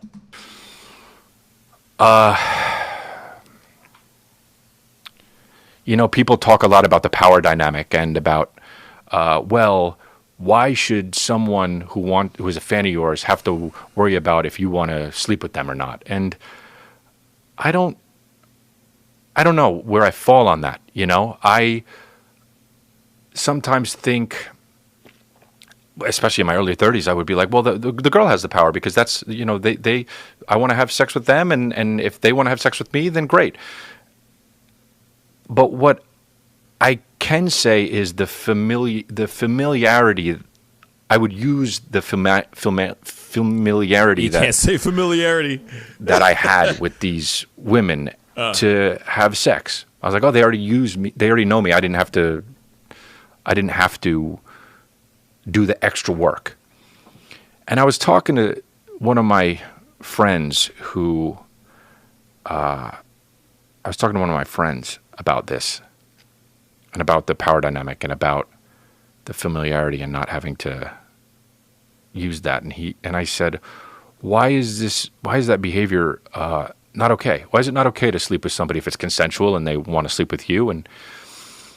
And he said, it's okay. Well, it is okay. It's okay until it's not. And that was when, a lot of it clicked for me. Was he talking to Brian Callen about this? This is what I'd like to know. Brian Callen is another comedian, also podcaster, good friend of his as well, that got in trouble for sexual assault. He's got allegations and stuff on his head, and he's been canceled like a mug. So who is he talking to? That's what I'd like to know. Who is he confiding in about this stuff? You have a certain amount of power, for sure. That's the reason why you're getting off on the idea of getting off. That's the reason why it's been so easy for you. Because it's not like you're doing the whole whining and dining and sitting down with them and taking them out to dinner, all that stuff. All you're doing is, I'm Chris D'Elia. I make lots of monies talking about crazy things, and being funny on a microphone. I'm famous. Come bang me. So you're using that for sure. For sure. And then you're going, okay, bang, bang, and, get in, get off, get out. That's literally what you're doing. So, of course, at some time, at some point, when you're running around being a D-bag, it's going to come back to bite you in the ass. For sure. What do you think, David? Yeah, I agree. We've just seen so many apologies that are fake at this point. We kind of expect them. That doesn't necessarily mean they have much content here. And I don't know this guy. He doesn't seem terribly sincere to me, but maybe that's just how he usually is. The fact he's acknowledging it, I guess, is literally the first step of dealing with an addiction, if he does really have sex addiction. So, 10 months later? Yeah, right. To some degree, that's like, it is a real thing where, people do legitimately go on their own and get or have addictions to sex. But most of the time we see it's with celebrities that just had sex with the wrong people. So, he seems to fall into that case where he's just, it sounds like he's abusing his power to a degree, for sure, based on what you've told me. It sounds like he is just kind of using his fame to push himself into these women's pants, and some girls are all for that, but others are they probably feel pressured because he is super rich, and it seems like he's probably very assertive about it too, very assertive about wanting the sex to happen. Absolutely. You instantly you're going send nudes and all that, and you're having these conversations and going, hey, what's up, blah blah blah, I'm such and such, you want to bang me? Okay, send nudes. Let me see what's going down. You know what I mean? Let me see what's good. I think that there's a certain level of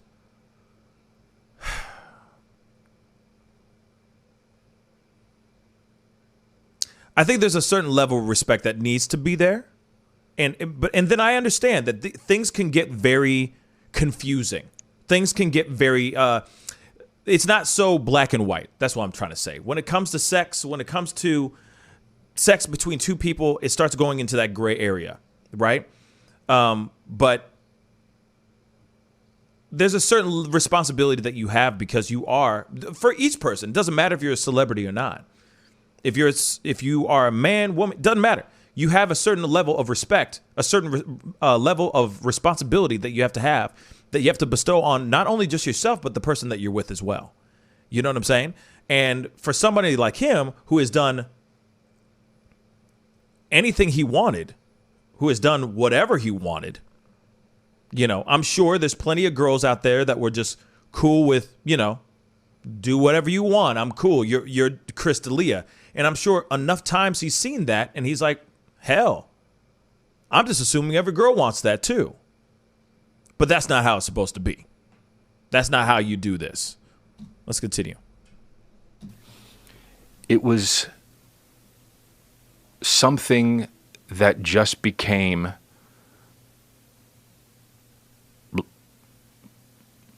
life controlling. I mean,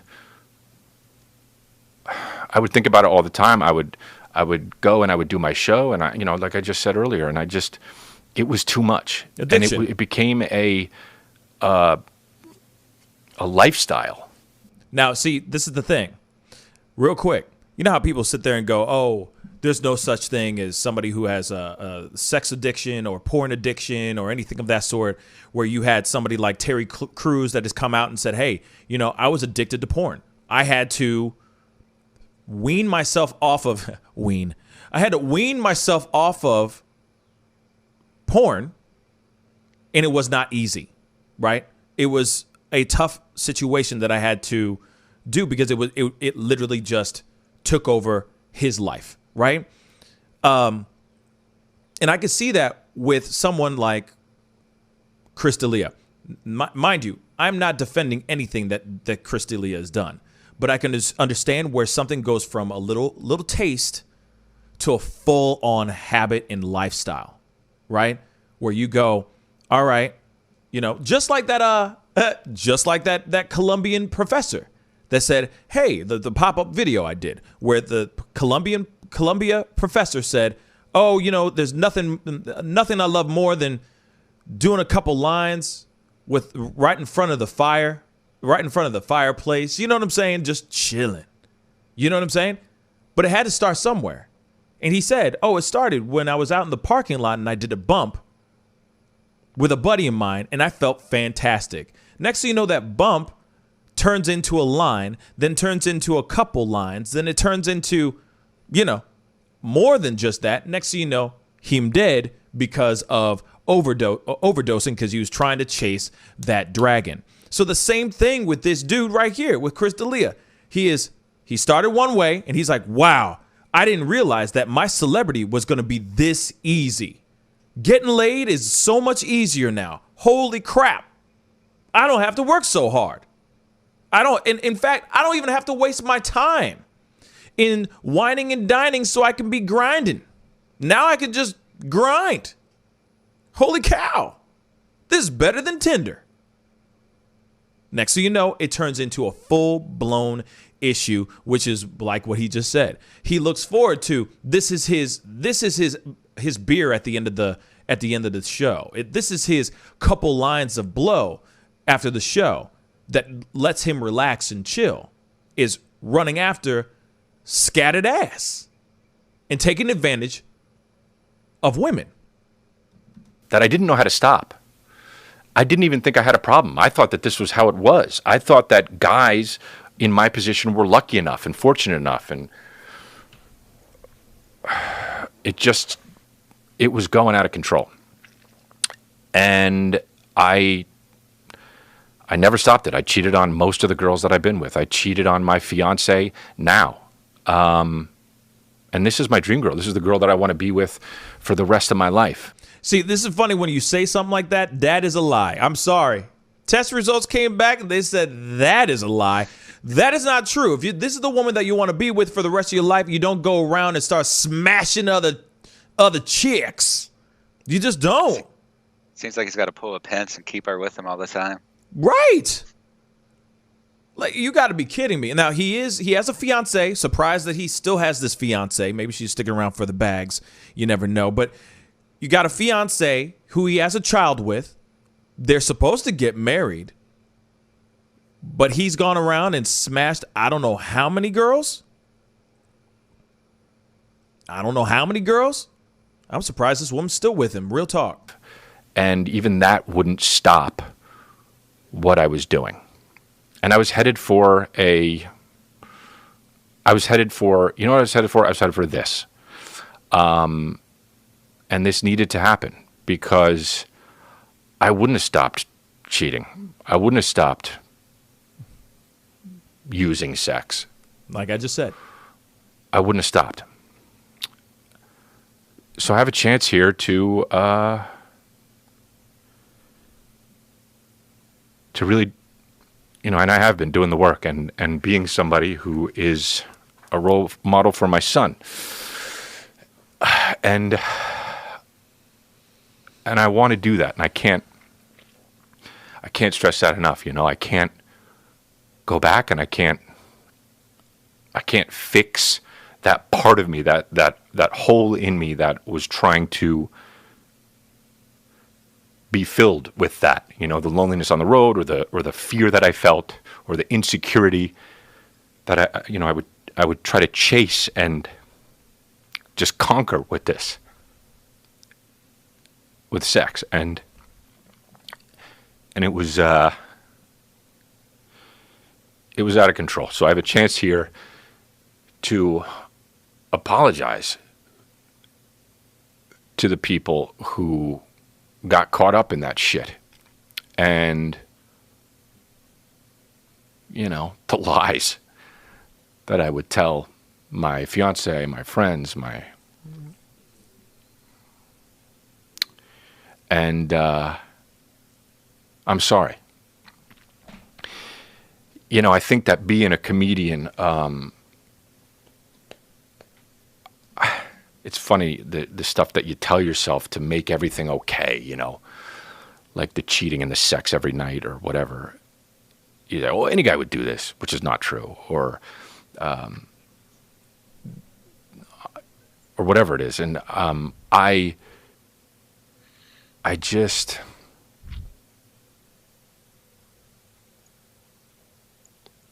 I don't know.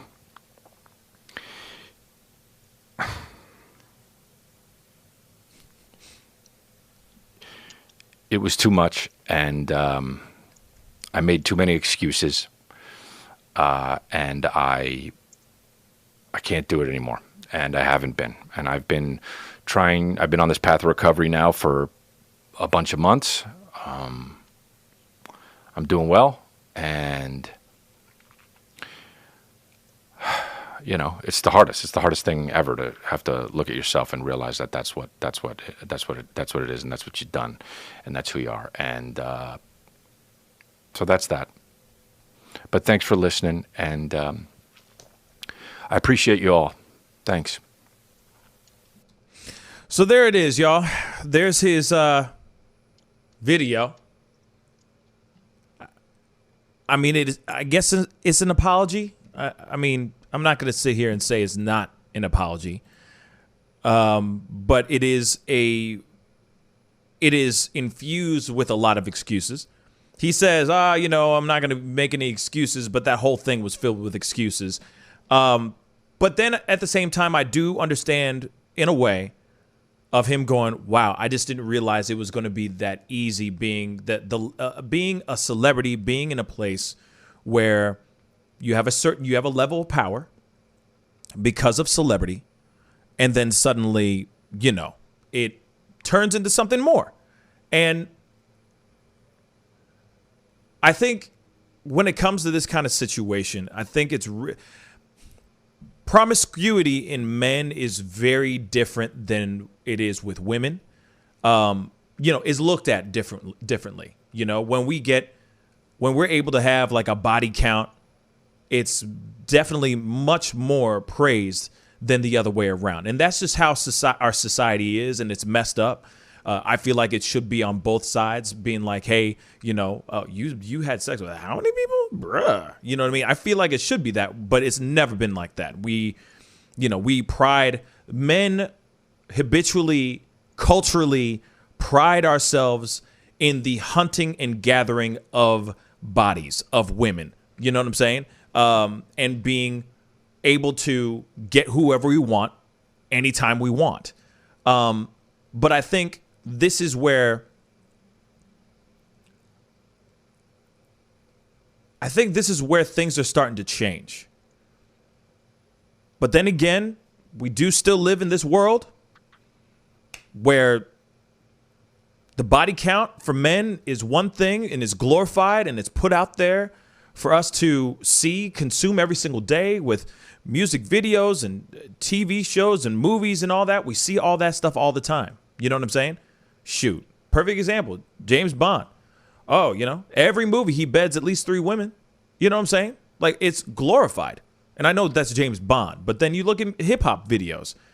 Plenty of girls, you know what I'm saying? Lots of money, flashy cars, women twerking everywhere. You know what I'm saying? Like, just getting what you can, getting what you want, how you want it.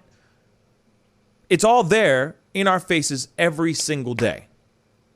And it's ingrained in our brains to the point where even when we grow up, it's like, man, I remember I was just having a conversation with a family, a friend of a family, a friend of my family, and he was sitting there going, man, I hope my son grows up to be a ladies' man.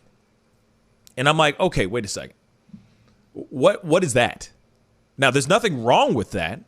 There's nothing wrong with you going, okay, I just want my son to be, socially appreciated. But there's the other line, that shouldn't be what you want your child to be, in my personal opinion. It's like you want your child to be successful, smart, rich. You know what I'm saying? Be a good father. Doesn't matter how many women women he takes to bed. What matters is how he is outside of the bedroom. And also, of course, inside the bedroom too. That's another conversation in itself. But you know what I'm saying. It's not how many women you bed. No, it's like, are you a good man? Do you take care of business? Do you pay your taxes? Etc., etc., etc. Those are the things that are important. Not, so the measure of a man is how many women you sleep with. Or how many people you sleep with. And I think that's something that Chris D'Elia has in the back of his mind. Also because he doesn't do drugs. So this is his drug. And I'm sure after one incident, after one event, he was like, holy crap. I have officially realized that I am Chris D'Elia. I'm not just Chris D'Elia, the guy who does funny jokes every once in a while. No, I am Chris D'Elia. Bruh. Now I can be exactly what I've always wanted to be, which is this dude that gets to smash ladies anytime he wants. Next thing you know, he's sitting there going, send nudes. He's saying all kinds of crazy stuff. Because he knows he can say those crazy things because no matter what, these girls are going to sit there and go, it's Chris D'Elia. I just want to bed Chris D'Elia. Or some of these girls, let's be real. I'm not going to sit here and say all these girls that are going in there are going, hey, I just want to bed Chris D'Elia. Chris D'Elia. What if they were sitting there going, hey, I just want to have a drink with him and talk to him.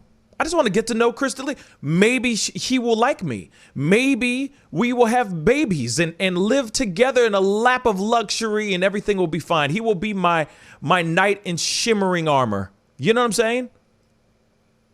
What if? But then they go to the party or they go to his house and those ladies may feel like they're getting pressured because of his celebrity, because of who he is.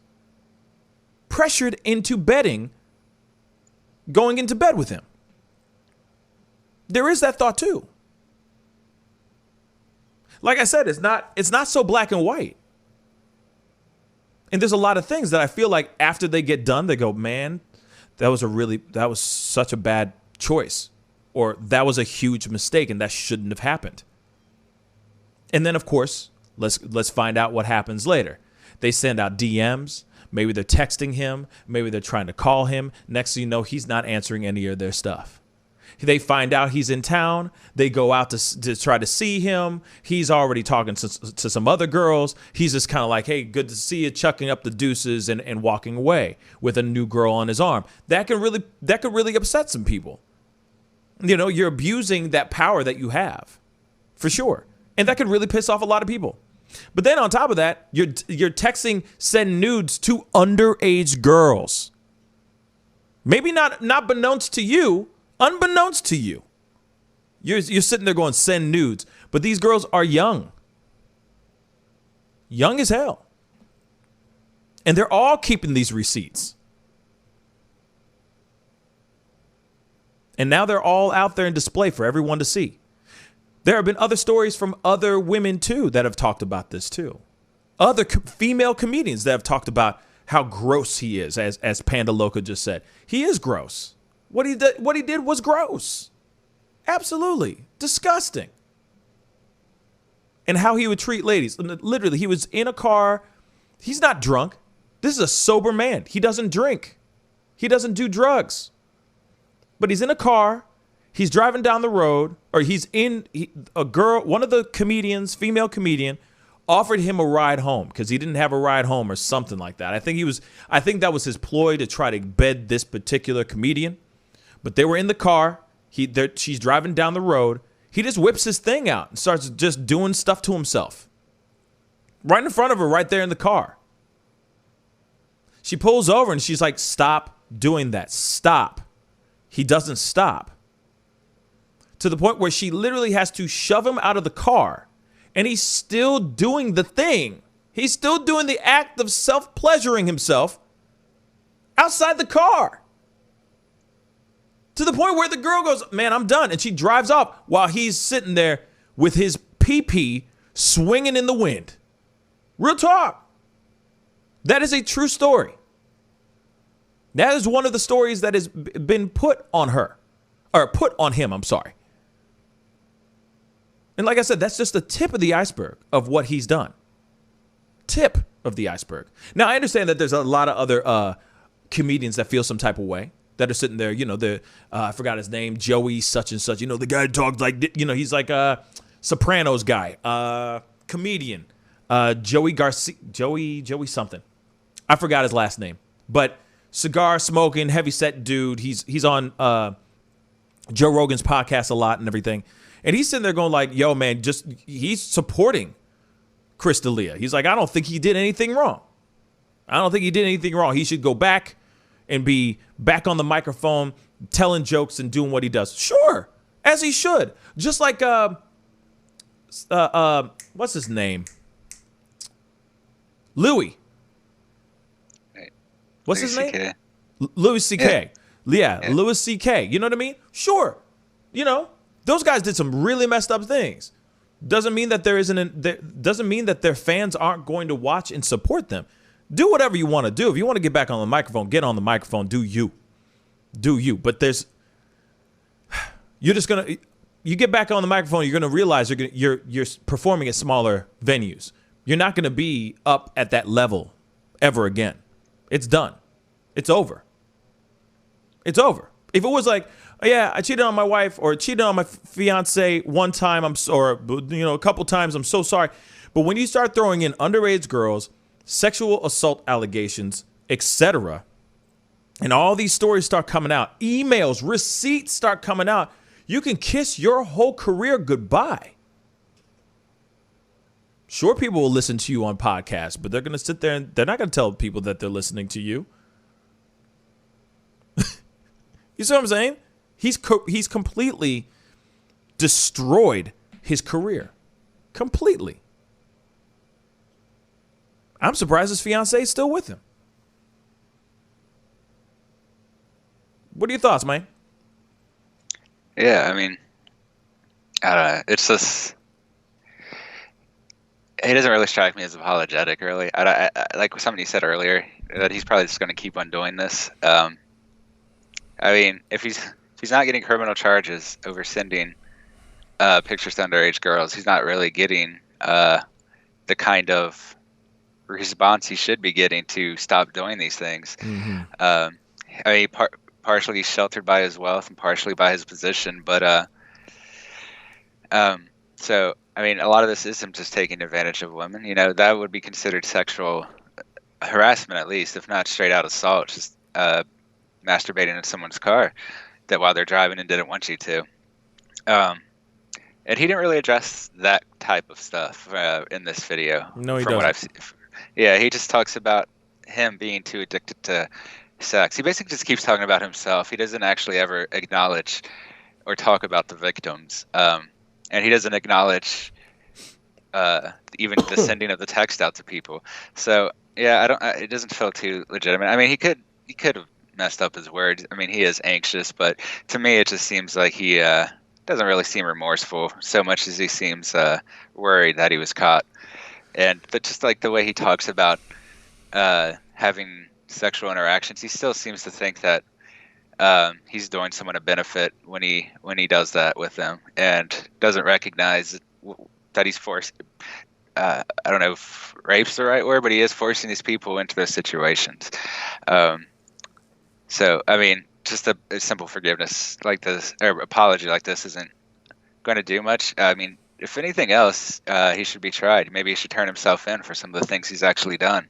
I mean, sure he won't, but that would be something that seems more considerable about trying to fix this, because he doesn't even acknowledge underage children. He doesn't even acknowledge him forcing, like, doing stuff in front of women without their consent. He just mentions that he was addicted to sex and that he was doing it with people without thinking about it. But that's like the least of the worries about what he's done. The actual sex part is not a problem in and of itself. It's who he's trying to have sex with and how he's trying to approach it. Not with just children, but with or underage people. Not just with underage people, but like even with people of his own age. He's basically just performing acts of sexual harassment, thinking that's enough to get people to want to have sex with him. And pretty sure that's not how it works. Well, I don't know. I guess it is working for him, but it's not a good way to go about it.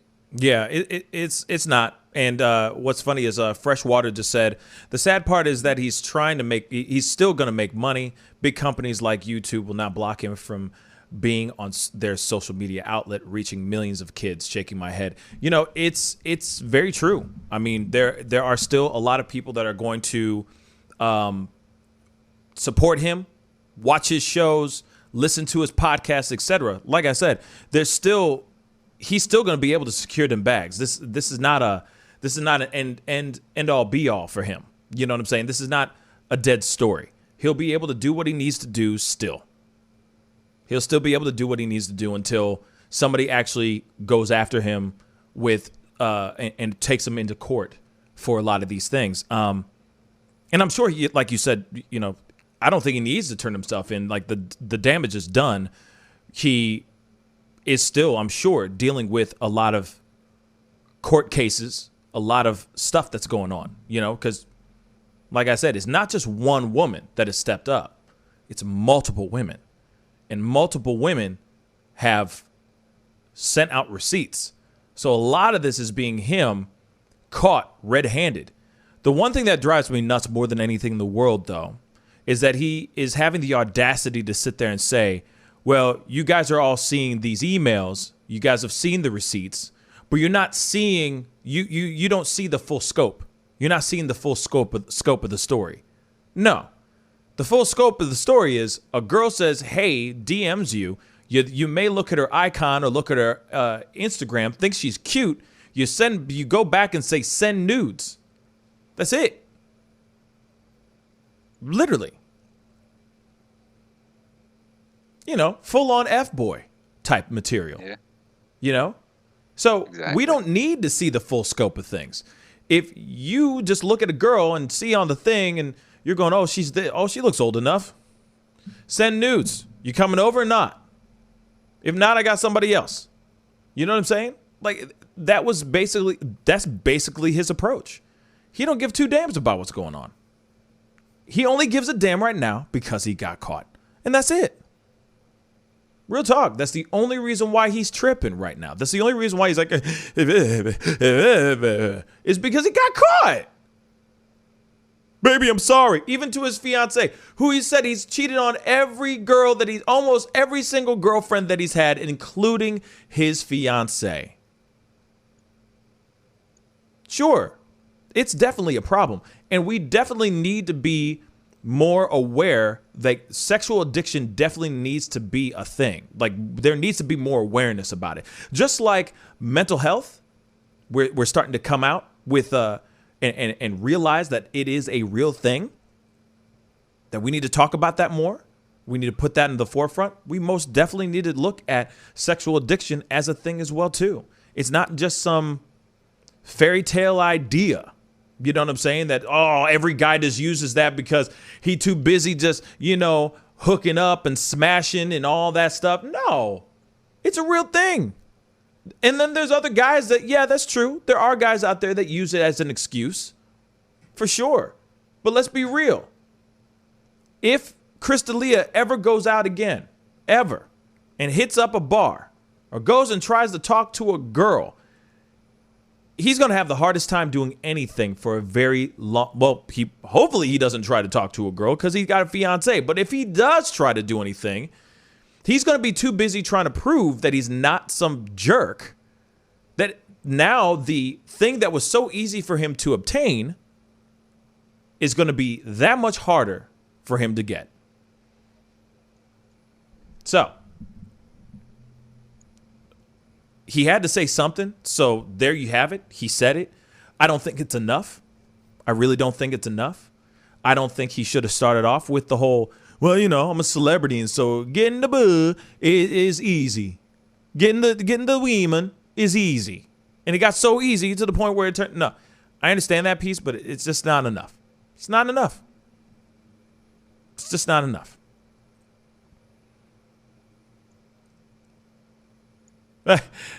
A lady just said, all those things you mentioned, he did. All the things you mentioned he did, I'm sure I heard in a hip hop song recently. That's full on facts, though. But that's what I mean. We live in a world where men are glorified for going around and sleeping with as many women as we can. You know what I'm saying? Like it's all about body count. It's not, that is the full measure of a man. It's not about, I take care of my children. Even though I may be a baby daddy, not a husband, but a baby daddy. We are too busy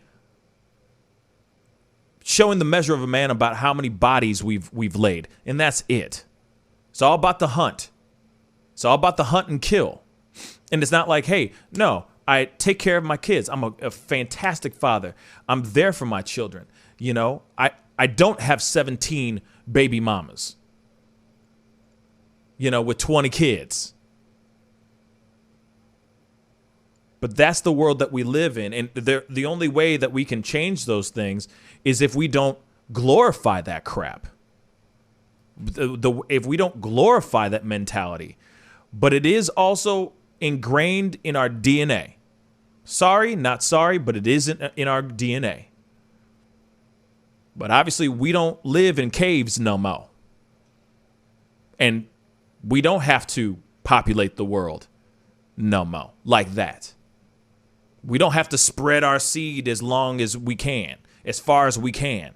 You know what I'm saying? We don't live in those times anymore. But still, the measure of a man still rests on his body count and his money, really. And that's really it. That's why you got somebody like Crystalia able to go smash. Why? Because he got the monies. Doesn't matter if he looks like a scared eagle.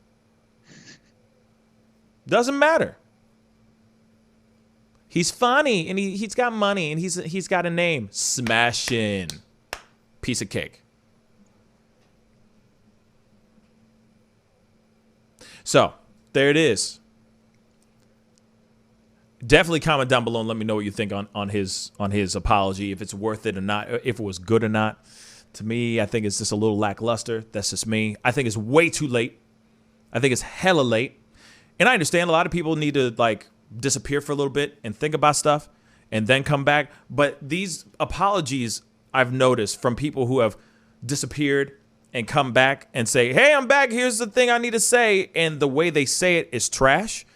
Like Ellen DeGeneres. I know there's a lot of people out there that love them some Ellen, but I think her apology was trash too. and she had a whole time off to think about what she was going to say and do before the season started. Then she went up and it was just like this self-righteous trash.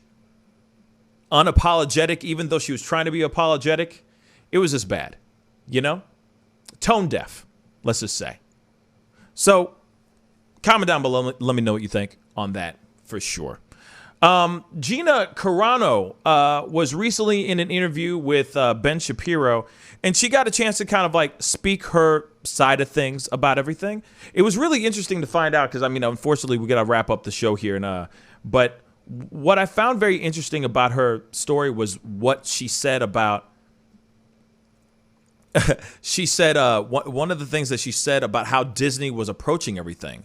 How they approached her about everything. They said that they wanted her to write out an apology letter when she did, or an apology tweet, I guess. And when she did write out this apology tweet, she sent it to them first to make sure it was something that they were pleased with, only to find out that Disney was not happy with her apology letter. So they said, rewrite it again. She tried to rewrite it again. So there was a lot of hoops that she had to jump through, because still to this day, I don't think she should have been fired. I really don't think she should have been fired. And I know a lot of people might be like, surprise, surprise, but I am surprised about it. Now, Sarah, yeah, no, I don't listen to Ben Shapiro. I listened to her interview, and he just happens to be Ben Shapiro was in the same, and it was just annoying. I hate it because I can't stand it, because he'll be in an interview and he's like, but he'll be like, so we got to talk about this, but first, have you ever tried VPN? VPN's amazing. It's an amazing thing. And if you're trying to look up porn and not have such and such find out where you live, use VPN. VPN's amazing. Anyway, Gina Carano, I had a question for you. Yeah, makes you think about pizza? Makes me think about pizza. Have you tried Pizza Hut? It's like out of nowhere. You're like, why are all these commercials in the middle of the damn interview? That's exactly what happened. So I'm like, scrubbing through this crap. But I digress. She was sitting there explaining the hoops and hurdles that she had to jump over and through just to make Disney happy, and none of it was good enough. David, what were we going to say, man? I was going to say, like, a little of the lead-in is that there has been like a huge kind of internal fight at Disney over the Star Wars properties. After The Last Jedi, a lot of people wanted to remove Kathleen Kennedy, who was in charge of it, right. And they lost huge profit. They lost a lot of money on that movie. I mean, like, compared to their previous profits. And so there's been like this fight going on where some people were saying that Kathleen Kennedy was going to be removed, or she was going to stay in charge, because she is the one that has been pushing a lot of the like feminist storylines in some of these. And so basically it was a fight between her and Jon Favreau, and Jon Favreau was the one who wrote and directed, along with another guy, I don't remember his name, wrote and directed The Mandalorian. Right. And Jon Favreau himself did not want to get rid of Gina Carano, and he's now on the way out. And so it looks like Kathleen Kennedy's back on the way in, because previously Rian Johnson's films have been canceled because that was her project. Yeah. And now it looks like they might be back on, which makes a lot of Star Wars fans angry. That's not a good thing. No, not at all. They don't want that trilogy. And I'm not a Star Wars fan, you know what I'm saying? But I know myself some Star Wars, just because it's just part of the pop culture world. But bringing her back in is a bad idea. It's a bad idea. I mean, Jon Favreau was fantastic. He's the one who started off the whole Marvel franchise with Iron Man. He's the one who directed Iron Man. If you don't know who he is, he's very, very fantastic. He's the character. He plays the character Happy in Iron Man and all of Iron Man stuff. He was like basically Iron Man's chauffeur / best friend in a way. Yeah. But Jon Favreau is very, very talented in what he did. But what's really jacked up is he's leaving the franchise. He's leaving The Mandalorian. And if I'm correct, Pedro Pascal is leaving as well.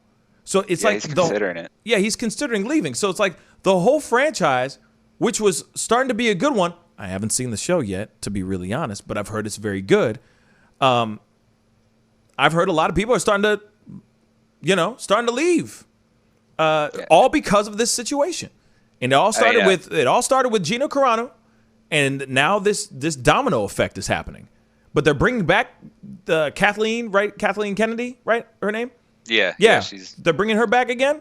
Woo! It's gonna be bad. That's a bad idea. They destroyed those 3 Star Wars movies.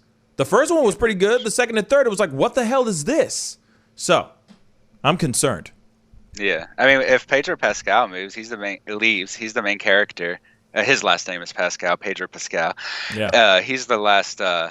He did this before, except on the other side, saying the liberals. Some liberals were kind of like being targeted Nazi style, and so he stood up for Gina when she got fired for this. And, Thank God. It looks like he might be leaving because of the hypocrisy of it, basically.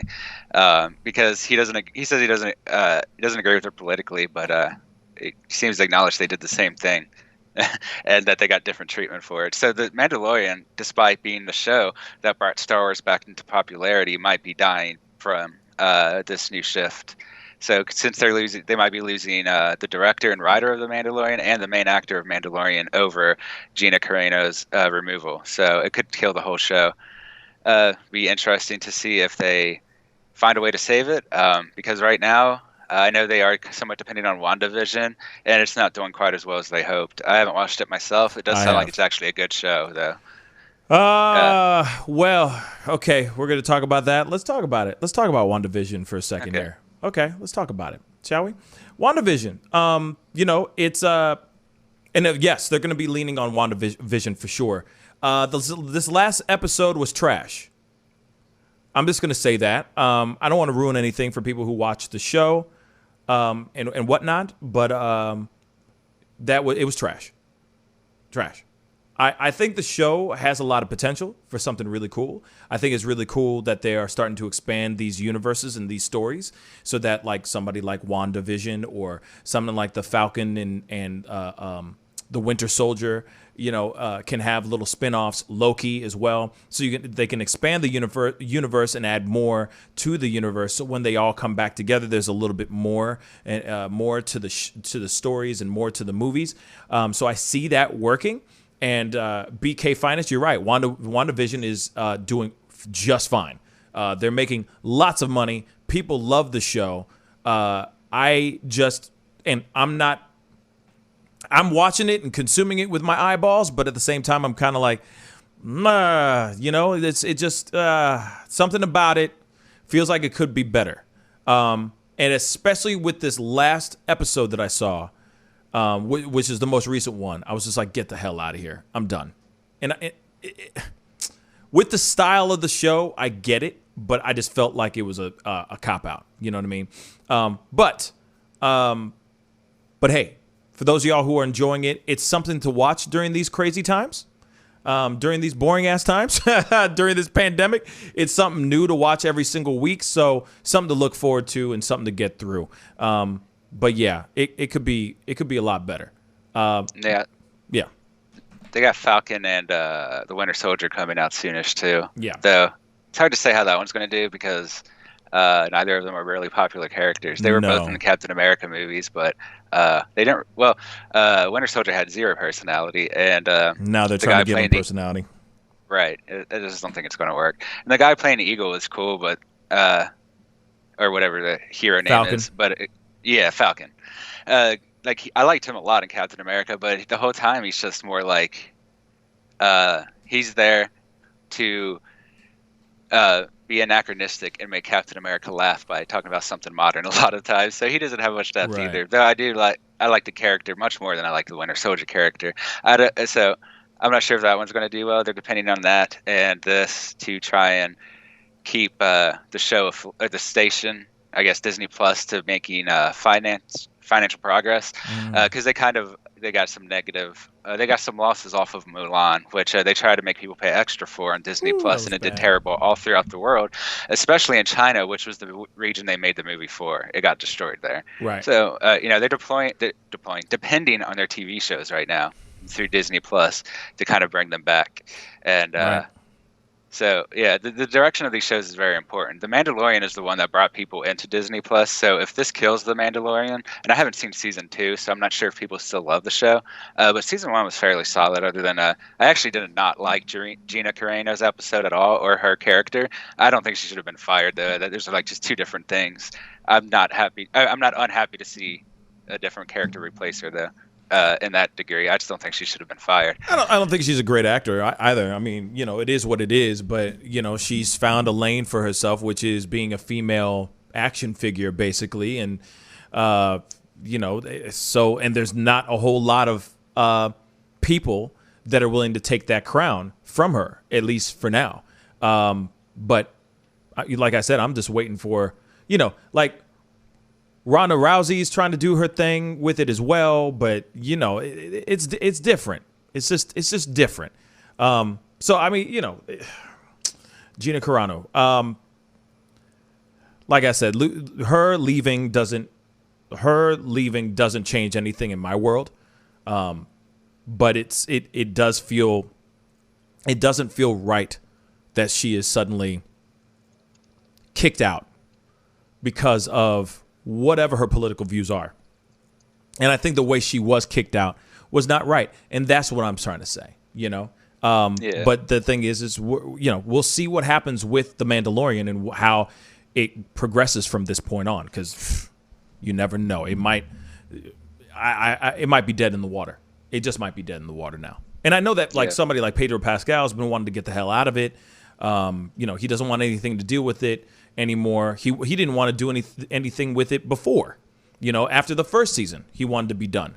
I'm not going to sit here and say I don't blame him, because I haven't seen the series, so I don't know. But obviously, he also wants to show his face is a big that's thing. the other thing too. Exactly. I was thinking he doesn't show his face at all throughout the entire movie or throughout the entire series. It could be anybody playing that character. It could be literally anybody playing that character. But I understand he wants to secure secure that consistent bag in his pocket. It is Pedro Pascal. He did do a really crappy movie called Wonder Woman 2. That was trash. Don't watch it. It's terrible. So there's a lot of things. I feel like it's not like he has a lot of opportunities. But then I understand that there's another Last of Us movie or TV show that's going to be coming out on HBO, which he's going to be playing one of the lead characters on. So I mean, there's a lot that's coming up for him, where he can just literally just step off from playing Mandalorian and do something else somewhere else. So we will definitely see about all that. But anyway, guys, we got to wrap up the show. Can you tell them about the trap opera thing real quick? I'll send a link. Trap opera. We haven't got many people to join it yet. Oh yeah. Okay. So in Discord, we have another channel on Discord. So if you haven't joined Discord, please go join our Discord. Okay. Please, please, please, because we're putting out some things out there. Like I got a segment that's out right now called Trap Opera. Starting on Fridays, just for fun, because I want Fridays to be a little bit more fun and laid back. Yes, we're going to be talking about covering the news and having discussions about all that stuff. Still interviews and all that crap too, but we want to have a little bit of fun. And this particular Friday, if everything gets done according to plan, this Friday I will be... thank you, A-Lady. But my plan is to... the whole challenge is you guys are writing out a song for me.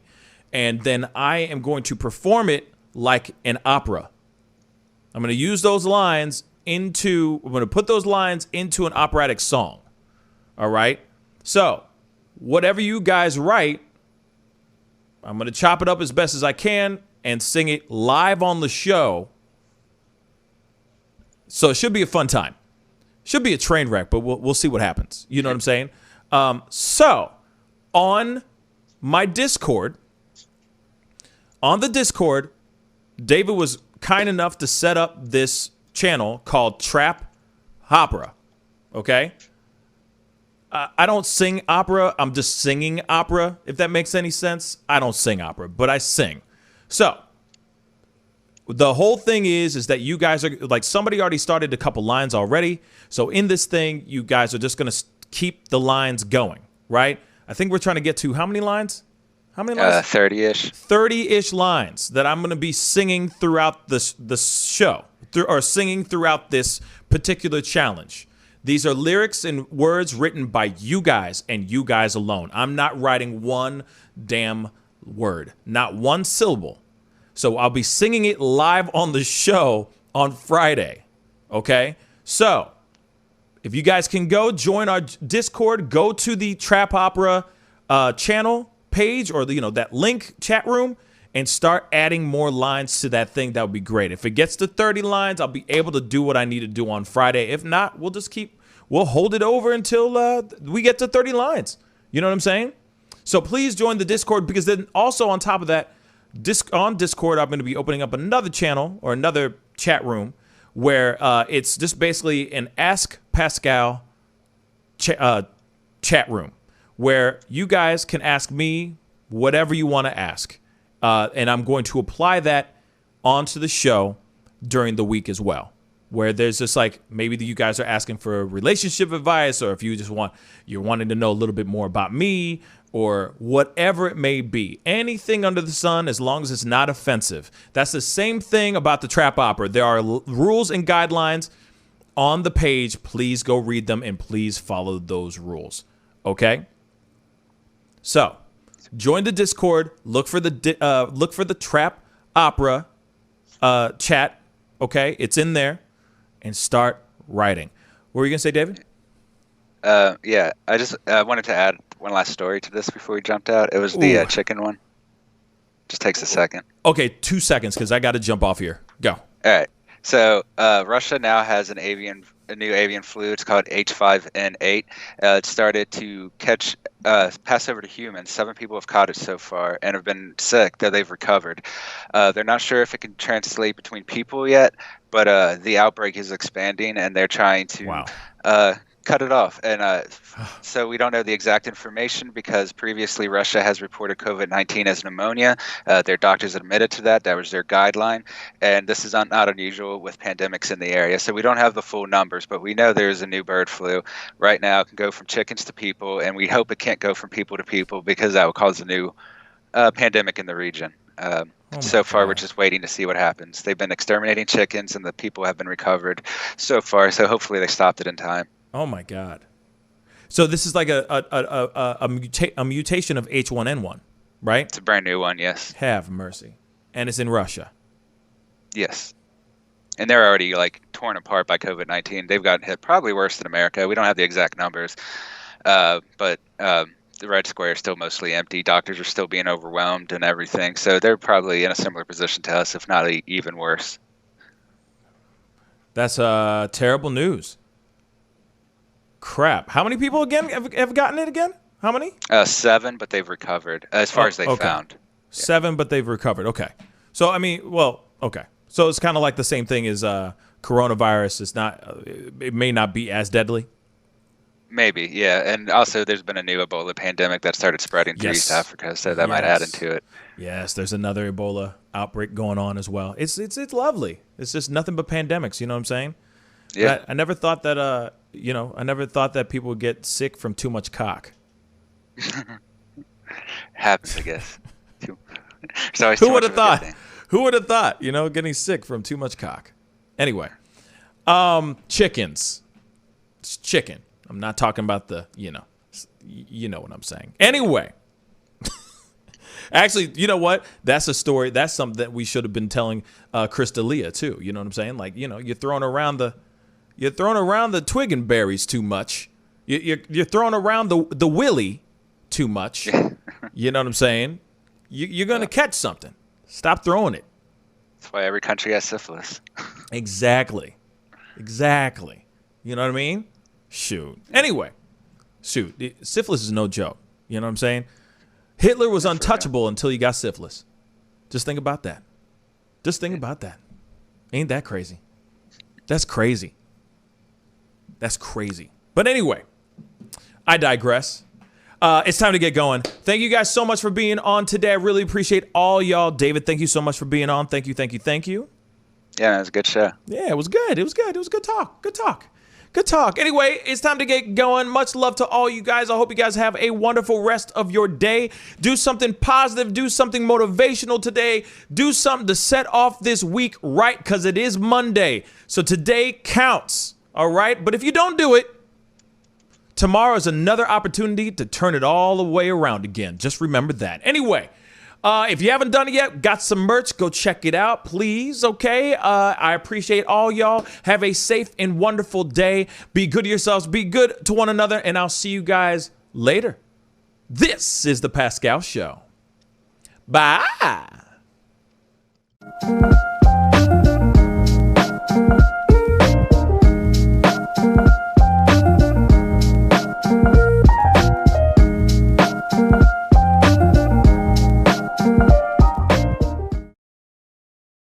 Love, peace, and wellness for the holidays. Don't cancel them. Prepare, STL. Decorate. Make it as normal as you can, but slow the spread of COVID. Wear a mask. Wash your hands. Watch your distance. Prepare, STL, helping St. Louisans of color prepare and prevail. But you see how he makes these S's in his body right here? That's where he's hanging on, and then he's moving forward with the locomotion of his ribs. That is classic Missouri rat snake right there. So I'm gonna go ahead and grab him before he gets into a hole. Now, these snakes are not biters. They won't bite as long as you don't squeeze them. If you just stop them like this, it'll freeze them, and then you just gently pull them back. As long as you don't squeeze them, they won't bite. Yo, Mike, what's up, man? Guy? Good to see you, man. Yeah, so Sugar Fire. Yeah. Fully open, right? Yeah, we're pretty much open. So you can't sit inside yet. Monday you can sit inside a little bit. We'll have 25% of the tables inside, and then we're letting it rip outside. So I know that there's a lot of people really concerned about staying safe and all of that. No, so what are you guys doing in regards to that? Well, we have extra people to clean and rub everything down all the time. Everybody inside's wearing masks. And we have those little stickers on the ground so everyone can stay 6 feet apart. Right on. The tables are all spaced out, inside and outside. Sugar Fire, open in full effect right now. They're staying healthy, they're staying clean. Go get you a rack of ribs. Sugar Fire, open right now. Thanks.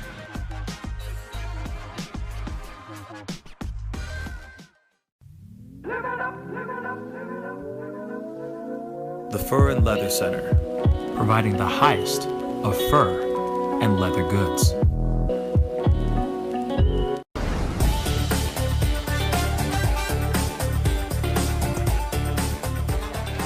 I'm sorry, I can't make this interview boring, because this man